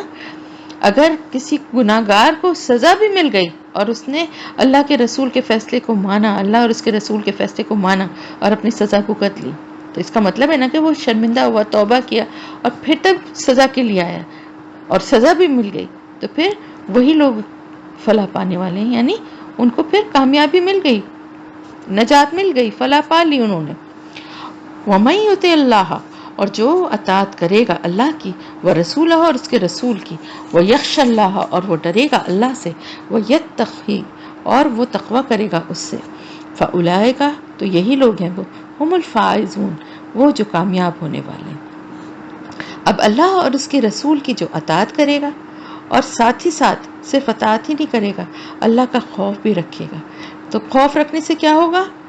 ان باتوں اور کاموں سے بچنے کی کوشش کرے گا، یتقی، وہ تقوی کرے گا اس سے، یعنی خوف اور ڈر صرف اور صرف اللہ کا رکھے گا، اور اطاعت اللہ اور اس کے رسول کی کرے گا، تو پھر یہی ہیں وہ لوگ جو کامیاب ہونے والے ہیں۔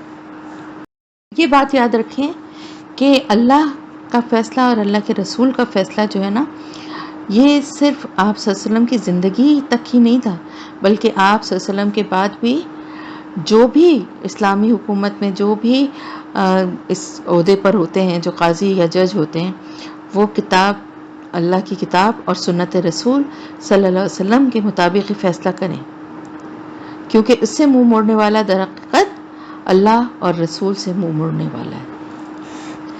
اور دیکھیں،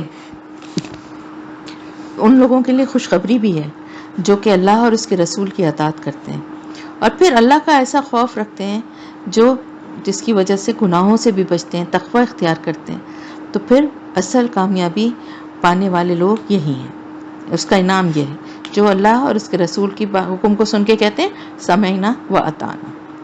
واقسموا باللہ، اور انہوں نے قسمیں کھائیں، باللہ، اللہ کے ساتھ، یعنی اللہ کے نام کی قسمیں کھائیں، جاہدہ، پکی، پختہ، ایمانہم، قسمیں اپنی، لئن البتہ اگر، امرتہم حکم دیا آپ نے انہیں، لیخرجن البتہ وہ ضرور نکلیں گے، قل کہہ دیجئے لا تقسموا نہ تم قسمیں کھاؤ، طاعتن اطاعت تو معروفتن معلوم ہے، جانی پہچانی ہے، ان اللہ بے شک اللہ تعالی خبیرن خبر رکھنے والا ہے، بما ساتھ اس کے جو تعملون تم عمل کرتے ہو۔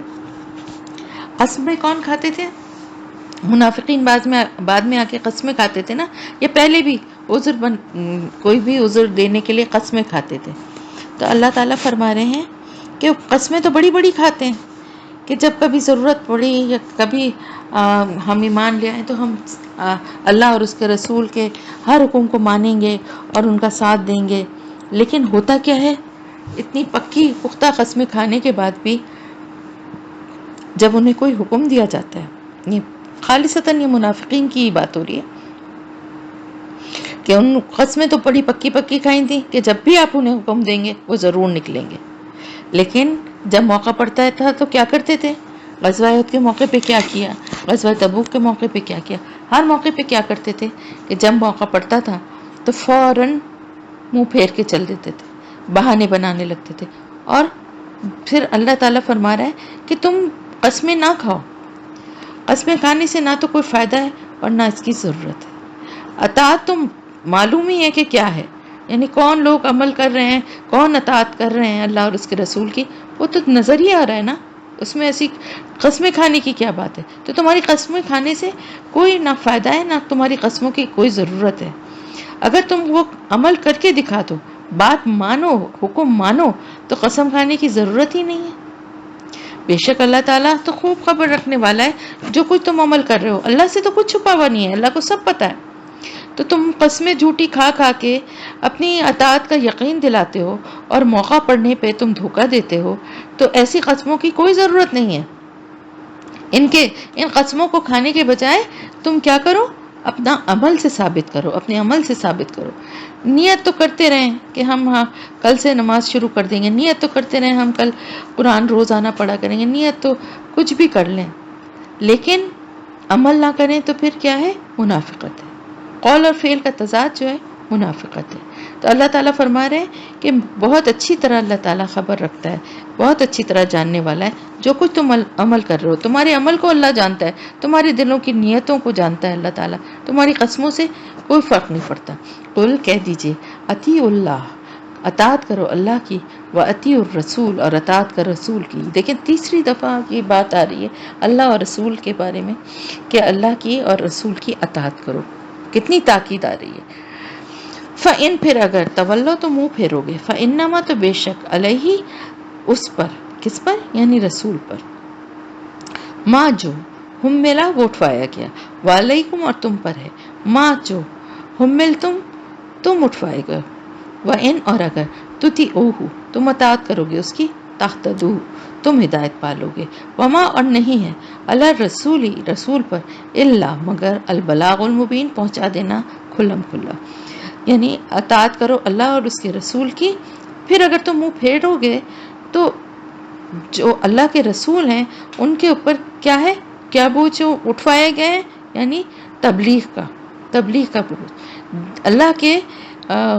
اللہ کی آیات کو، اللہ کے احکامات کو لوگوں تک پہنچانے کا یہ بوجھ اللہ کے رسول کے اوپر ہے۔ اور تمہارے اوپر کیا بوجھ ہے کہ تم اطاعت کرو، ایمان لاؤ اور اطاعت کرو، یہ بوجھ تم اٹھائے گئے ہو۔ تو اللہ کا رسول تو اپنا بوجھ جو اس کے اوپر ڈالا گیا، یعنی جو رسالت اور تبلیغ کا جو بوجھ تھا وہ تو اس کو پورا کر رہے ہیں، اور تم پر جو بوجھ ڈالا گیا ہے ایمان اور اطاعت کا، اگر تم اطاعت کرو گے تو تم ہدایت پا لو گے، اور اللہ کے رسول کے اوپر کوئی بوجھ نہیں ہے، یعنی تم ایمان لاؤ گے یا نہیں لاؤ گے اس کا بوجھ اللہ کے رسول صلی اللہ علیہ وسلم پر نہیں ہے، ان کے اوپر صرف کیا ذمہ داری ڈالی گئی ہے، بوجھ سے یہاں مطلب ہے ذمہ داری، ان کے اوپر کیا ذمہ داری ڈالی گئی ہے؟ اللہ کے پیغام کو لوگوں تک پہنچانا، اللہ کے احکامات کو لوگوں تک پہنچانا، بس۔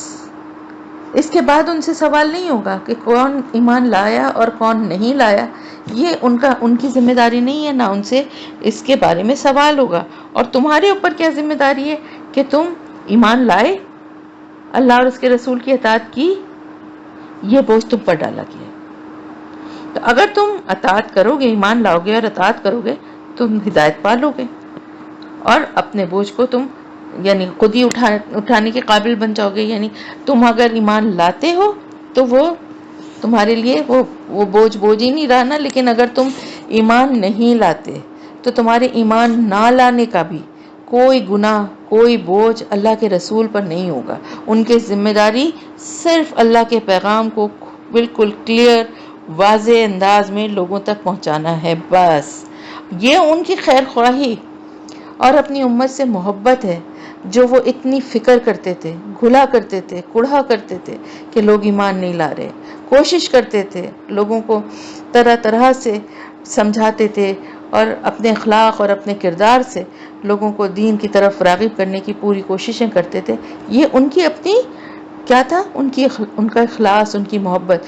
باقی کوئی ایمان نہیں لاتا تھا، اس کے فکر میں آپ کو جو تکلیف ہوتی تھی نا، وہ آپ کی محبت اور خیر خواہی تھی، اللہ تعالیٰ اس کا حساب آپ سے نہیں لیں گے۔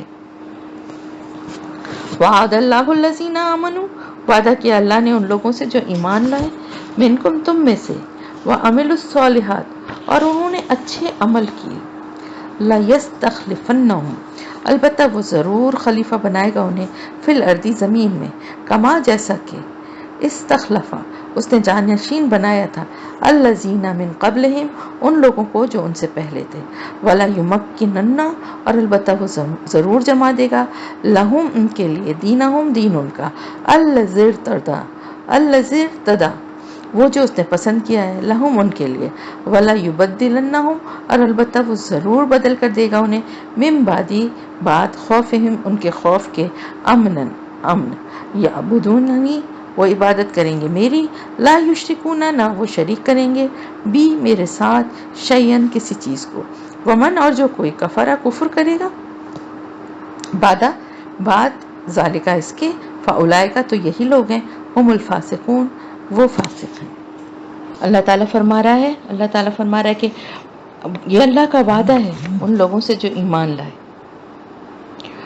ان لوگوں سے جو ایمان لائے تم میں سے، یعنی جو ایمان بھی لائے اور جنہوں نے اچھے عمل بھی کیے، دونوں چیزیں پوری کی ہیں۔ دو ہی شرط ہے نا، بغیر ایمان کے نیک عمل کی کوئی اہمیت نہیں ہے، اور نیک عمل بغیر ایمان کے نیک عمل کی کوئی اہمیت نہیں ہے، اور بغیر نیک عمل کے ایمان سے منہ سے کہنا کہ ہم ایمان لائیں، لیکن پھر اس کے بعد اللہ اور اس کے رسول کی کوئی بات پہ عمل نہ کرنا، تو پھر اس ایمان کی بھی کوئی اہمیت نہیں ہے، کیونکہ وہ ایمان ہے ہی نہیں۔ پھر ایمان تو نام ہی اس کا ہے، ماننے کا۔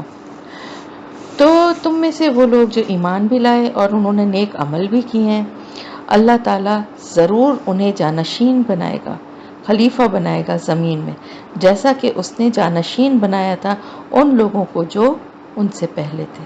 کون تھے وہ لوگ؟ بنی اسرائیل۔ تو اللہ تعالیٰ نے کہا وعدہ یہ کن کے لیے ہے؟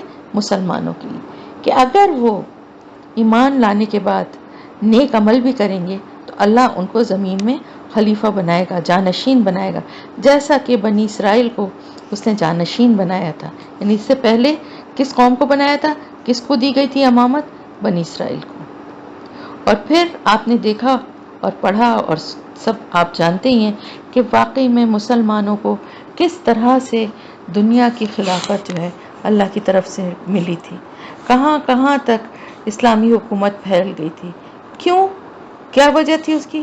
صرف آیتیں پڑھ کے، وظیفے پڑھ کے وہ دشمن کو نیست و نابود کرنے کی کہ وہ دعوے نہیں کرتے تھے کہ رات کو بیٹھ کے اتنی تسبیحیں پڑھیں گے اور آپ سب میرے ساتھ مل کے تسبیحیں پڑھیں تاکہ یہ دشمن جو ہے وہ تباہ و برباد ہو جائے، بلکہ اپنے عمل سے ثابت کرتے تھے، بہادری اور شجاعت سے اور ایمان سے۔ سب سے بڑی تو ایمان کی دولت تھی، اپنے طرز عمل سے، اپنی اللہ پہ توکل کے ساتھ دشمن پہ ٹوٹ پڑتے تھے، پلاننگ کے ساتھ، حکمت کے ساتھ۔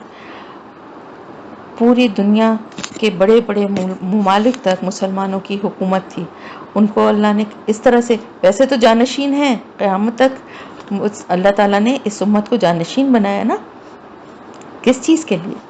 دین کے لیے، دین کی ذمہ داری، دین کو کی خلافت جو ہے وہ مسلمانوں کو مل گئی نا بنی اسرائیل کے بعد۔ لیکن آپ دنیا میں بھی دیکھیں کہ کیسے حکومت اور کیسی سرفرازی اور سربلندی جو ہے وہ مسلمانوں کو ملی تھی. اور لیکن اللہ کی سنت اور اللہ کے طریقے جو ہے نا وہ کبھی نہیں بدلتے. مسلمان ہونے کا مطلب یہ نہیں ہے کہ ہم اللہ کے بڑے لاڈلے اور منہ چڑھے ہیں اور ہم جو بھی گناہ ثواب کرتے رہیں، سارے غلط کام کریں، ہر بات میں اللہ اور اس کے رسول کی نافرمانی کریں اور پھر کہیں کہ ہم بدر اور احزاب کی طرح ہمارے پر مدد آ جائے اللہ کی. ایسا کبھی نہیں ہوتا. پہلے بدر اور احزاب والے جو مسلمان تھے ویسے اپنے اندر اوصاف پیدا کریں اور ویسی حکمت عملی پیدا کریں. احزاب کا مطلب پتہ ہے نا، گروہ. جب اتنی طاقت نہیں تھی تو حکمت عملی سے اپنے ساتھ دوسرے قبائل کو ملایا تھا. یہ نہیں کہ نہتے اور ایسے لے جا کے مسلمانوں کو مکے کے جو اتنے بڑے لشکر کے سامنے ڈال دیا تھا. کوئی حکمت عملی بھی ہوتی ہے، کوئی اللہ پہ توکل بھی ہوتا ہے، بہت ساری چیزیں ہوتی ہیں. سب سے بڑھ کر ایمان کی مضبوطی، عقل، سوجھ بوجھ، یہ سب چیزیں چاہیے ہوتی ہیں. ایسے ہی خلافت نہیں مل جاتی ہے. اور اللہ تعالیٰ فرما رہے ہیں کہ ضرور جما دے گا ان کے لیے دین کو جو اس نے پسند کیا. اور وہ کون سا دین ہے؟ اسلام. اور بہت جلد اللہ تعالیٰ بدل دے گا ان کے خوف کو امن میں. جیسا کہ آپ دیکھیں مکے میں کیا حال تھا، کتنے خوف میں مسلمان رہتے تھے، کس طرح زندگی گزار رہے تھے. لیکن اس وقت تعداد میں کم تھے، طاقت میں کم تھے، تو ان کو اس وقت یہ اجازت نہیں تھی کہ وہ لڑائی یا ان کی جو حرکتیں ان کا جواب اسی طرح سے دیں، لڑائی جھگڑا کریں، بلکہ خاموشی سے، امن سے، اندر ہی اندر اپنے آپ کو مضبوط بنائیں. جب مدینے آ گئے اور یہاں کی ایک الگ ریاست بنی اور ایک طاقت بنتے گئے آہستہ آہستہ مسلمان، تو پھر اللہ تعالیٰ کی طرف سے ان کو جہاد کی بھی اجازت مل گئی. تو اللہ تعالیٰ فرما رہے ہیں کہ اس خوف کے بعد ضرور امن آئے گا، ضرور امن آئے گا زندگی میں. لیکن شرط کیا ہے؟ شرط وہی ہے، عبادت کرے میری اور میرے ساتھ کسی کو بھی شریک نہ کرے. اور جو کوئی کفر کرے گا اس کے بعد، یعنی ایمان لانے کے بعد پھر کفر کے راستے پہ چلا جائے گا، دنیاوی فائدہ ہو یا لالچ ہو یا جو بھی وجہ ہوگی، تو پھر یہی لوگ ہیں فاسق، نافرمان. واقیموا الصلاۃ وآتوا الزکاۃ وأطیعوا الرسول لعلکم ترحمون.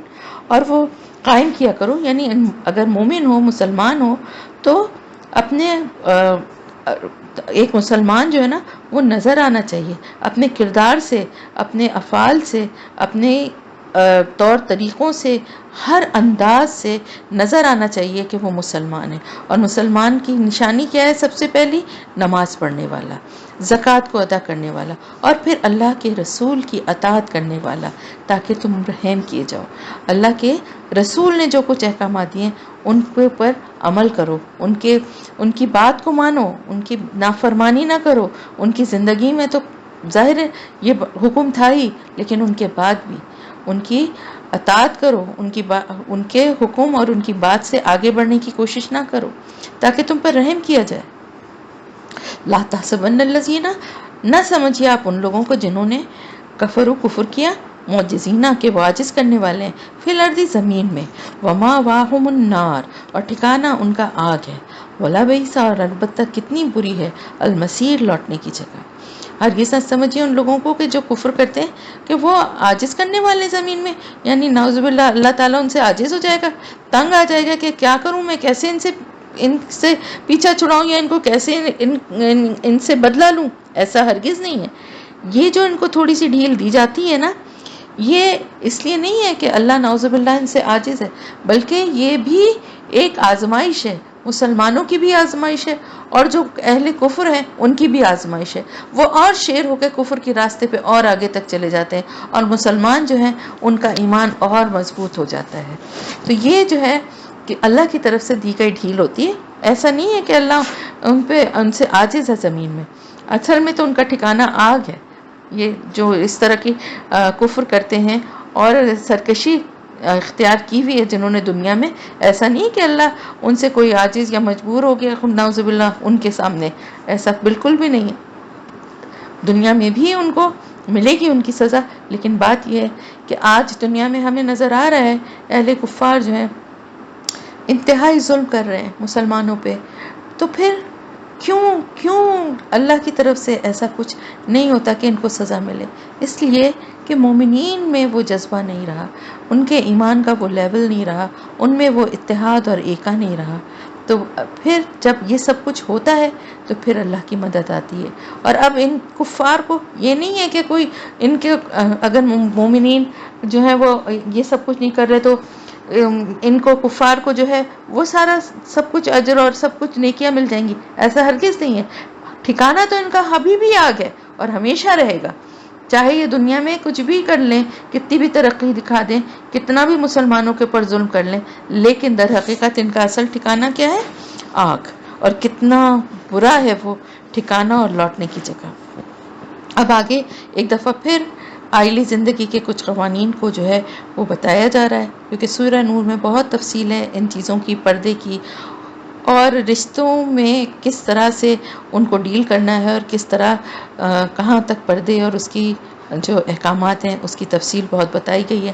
تو یہ آخر میں یہ پھر ایک دفعہ یہ ہے کہ یا ایھا الذین آمنوا، اے لوگوں جو ایمان لائے ہو، لیستاذنکم، چاہیے کہ اجازت طلب کریں تم سے، الذین، وہ لوگ جن کے ملکت مالک ہوئے، ایمانکم، دائیں ہاتھ تمہارے، والذین، اور وہ لوگ جو لم یبلغوا، نہیں پہنچے، الحلم، بلوغت کو، منکم، تم میں سے، ثلاثہ، 3 مرات، اوقات، من قبلی،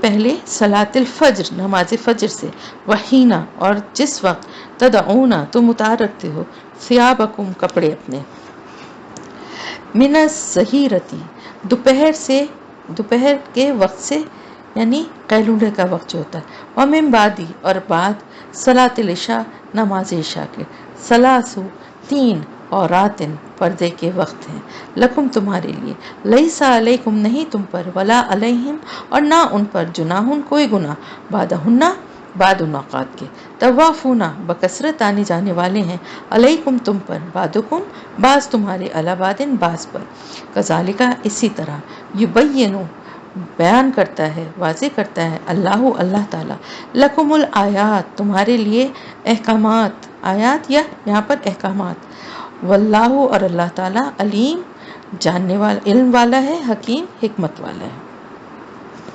اب یہاں پہ یہ بتایا جا رہا ہے کہ دیکھیں گھر میں ظاہر ہے بچے بھی ہوتے ہیں، اور پہلے جو ہے کنیزیں اور غلام بھی ہوا کرتے تھے، تو ان کا جو ہے معاملہ بالکل مختلف ہوتا تھا۔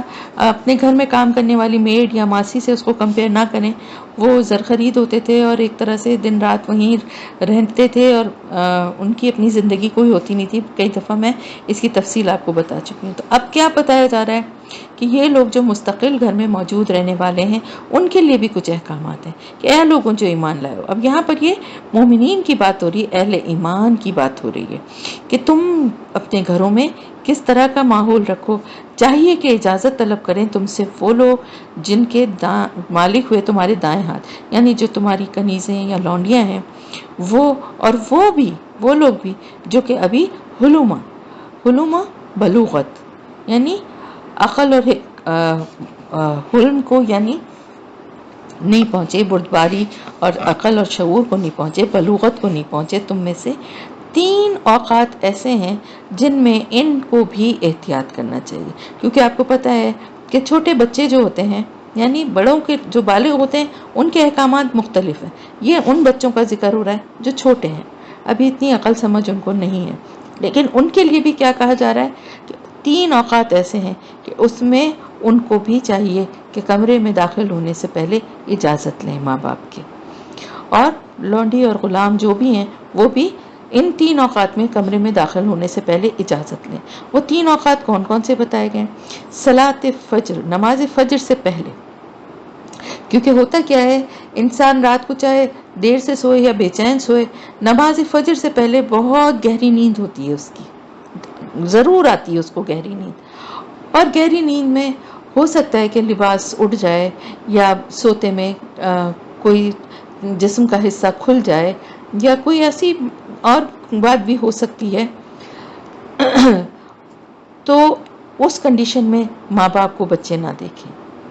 اور جس وقت تم اتار کے رکھتے ہو اپنے کپڑے، ظہر کے وقت، آپ کو معلوم ہے کہ عرب کلچر میں دوپہر کے وقت کا قیلولہ جو ہے نا یہ بڑا لازمی ہوتا ہے، اور وہاں پر جابس بھی بہت ساری اکثریت بلکہ ایسی ہوتی ہیں کہ جہاں پر 2 بجے سے 4 یا 5 بجے تک کا جو ہے وہ گیپ دیا جاتا ہے، جس میں لوگ اپنے گھروں کو جاتے ہیں، کھانا وانا کھاتے ہیں، نماز پڑھتے ہیں، تھوڑا ریسٹ کرتے ہیں، اور جب دن تھوڑا ٹھنڈا ہوتا ہے یعنی 4-5 بجے تک تو دوبارہ آفس آتے ہیں، پھر 8 بجے تک 8:30 بجے تک ٹائمنگز ہوتے ہیں، وہاں اسپلٹ ٹائمنگز ہوتے ہیں بہت ساری جابس میں۔ تو ایک وجہ یہ بھی تھی کہ اب وہی طریقہ کار چلا آ رہا تھا جو کہ ان کا کلچر ہے، لیکن پہلے کے زمانے میں اگر آپ سوچیں تو ظاہر ہے شدید صحرا کی زندگی، شدید گرمی، تو دوپہر کے وقت مرد یا عورتیں جب بھی آرام کے لیے لیٹتے ہوں گے تو اپنے کپڑے، موٹے کپڑے، یا ہو سکتا ہے کہ بالکل ہلکے یا باریک کوئی ایسے کپڑے، یا مرد ہیں تو کوئی نیچے کچھ پہنے رہیں اور اوپر کا اتار دیں، یا عورتیں ہیں تو وہ بھی بالکل باریک اور ہلکے کپڑے پہن لیں ایسے، اور آرام کی نیت سے ایسے وقت میں لیٹے ہوں۔ اور پھر ایک نماز عشاء کے بعد کا، نماز عشاء کے بعد ظاہر انسان سونے کے لیے لیٹتا ہے اور ہلکے کپڑے پہنے ہوئے ہی ہوتا ہے، اور پھر میاں بیوی ہیں، آپس میں ان کا کوئی تعلق یا کوئی ایسا ان کا ظاہر ہے میاں بیوی کے آپس کے تعلقات ہوتے ہیں، تو وہ بھی کچھ ہو سکتا ہے۔ تو ایسے موقع پر بچوں کا اگر انتر ایک دم آئیں گے اور وہ یہ سب کچھ دیکھیں، اس طرح سے ماں باپ کو دیکھیں، یا ماں باپ کو لباس کے بغیر دیکھیں، یا ماں کے یا باپ کے جسم سے کسی وقت سوتے میں ایسے بے خیالی میں کپڑا اٹھا ہوا وہ دیکھیں، تو ان کے ذہنوں کے لیے یہ چیز اچھی نہیں ہوگی، اور نہ ہی لونڈی اور غلام جو ہیں ان کو کے لیے یہ بات اچھی ہے کہ وہ ایسے وقت میں کمرے میں آئیں اور ایسے حالت میں اپنے مالک کو یا مالکہ کو ایسے حالت میں دیکھیں۔ اس لیے فرمایا اللہ تعالیٰ نے کہ یہ 3 عورت دیکھیں، ہم عورت کہتے ہیں نا، عورت کا مطلب ہی پردہ ہے، عورت کہا ہی اسی لیے گیا ہے کہ اس کا مطلب ہے پردہ۔ تو یہ 3 وقت ہیں جو کہ پردے کے ہیں تمہارے لیے، یہ خاص وقت ہیں، اور اس وقت میں انسان جو ہے وہ غفلت میں بھی ہوتا ہے اور تنہائی میں بھی ہوتا ہے، اور میاں بیوی ساتھ ہوتے ہیں تو ان کا اپنا آپس کا کوئی سیکچول بھی وہ بھی ہو سکتا ہے، تو ان سب چیزوں سے بچوں کو اور ان لوگوں کو ایسے موقع پہ نہیں انٹر ہونا چاہیے، اس لیے چاہیے کہ وہ اجازت لیں، اور ان اوقات کے علاوہ تم پر کوئی گناہ نہیں ہے، یعنی یہ وقت، یہ 3 وقت کے علاوہ ظاہر ہے طوافونہ کا مطلب ہے بکثرت آنے جانے، یعنی بار بار ہر کام کے لیے۔ بچے بھی آپ دیکھیں ماں باپ کے کمرے میں 10 چکر لگاتے ہیں، کبھی آ رہے ہیں جا رہے ہیں، آ رہے ہیں جا رہے ہیں، یہ رکھا ہے وہ اٹھا رہے ہیں، آ کے کبھی بستر پہ ماں کے پاس لیٹ رہے ہیں، کبھی باپ کے پاس سے آ رہے ہیں۔ اسی طرح لونڈی غلام بھی ہیں تو کوئی چیز اٹھانے آ رہے ہیں، کوئی رکھنے آ رہے ہیں، تو کوئی بار بار آنے جانے والے ہیں، ان کے اوپر اور کوئی ان 3 اوقات کے علاوہ نہ کوئی سختی ہے نہ کوئی گناہ ہے۔ اسی طرح اللہ تعالیٰ بیان کرتا ہے تمہارے لیے احکامات، یعنی بالکل اللہ نے کلیئر اور واضح کر کے احکامات بتا دیے ہیں، تو تمہارے بعضوں پر بعض کے اوپر ہیں کہ کس طرح سے ایک گھر کا ماحول جو ہے اس میں کس طرح یہ ہونا چاہیے کہ وہ خاص طور سے لوگ جو کہ بار بار آنے جانے والے ہیں، یعنی جن کو سمجھتے ہیں بچے سمجھتے ہیں نا ان کو تو ابھی کچھ عقل ہی نہیں ہے، وہ ہر وقت آ جاتے ہیں، تو ان سے بھی احتیاط کریں، کیونکہ لونڈی اور کنیز تو اب نہیں ہے، تو اب تو بچے ہیں، یا گھر میں اگر کوئی نوکرانی یا کوئی ملازمہ کام کرتی ہے تو وہ بھی، اس سے بھی یہ ہے کہ یہ 3 اوقات جو ہیں ان میں بہتر ہوگا کہ دروازے کو لاک یا تو کر لیا جائے، تاکہ اگر کسی کو آنا ہے تو وہ نوک کر کے ہی آئے۔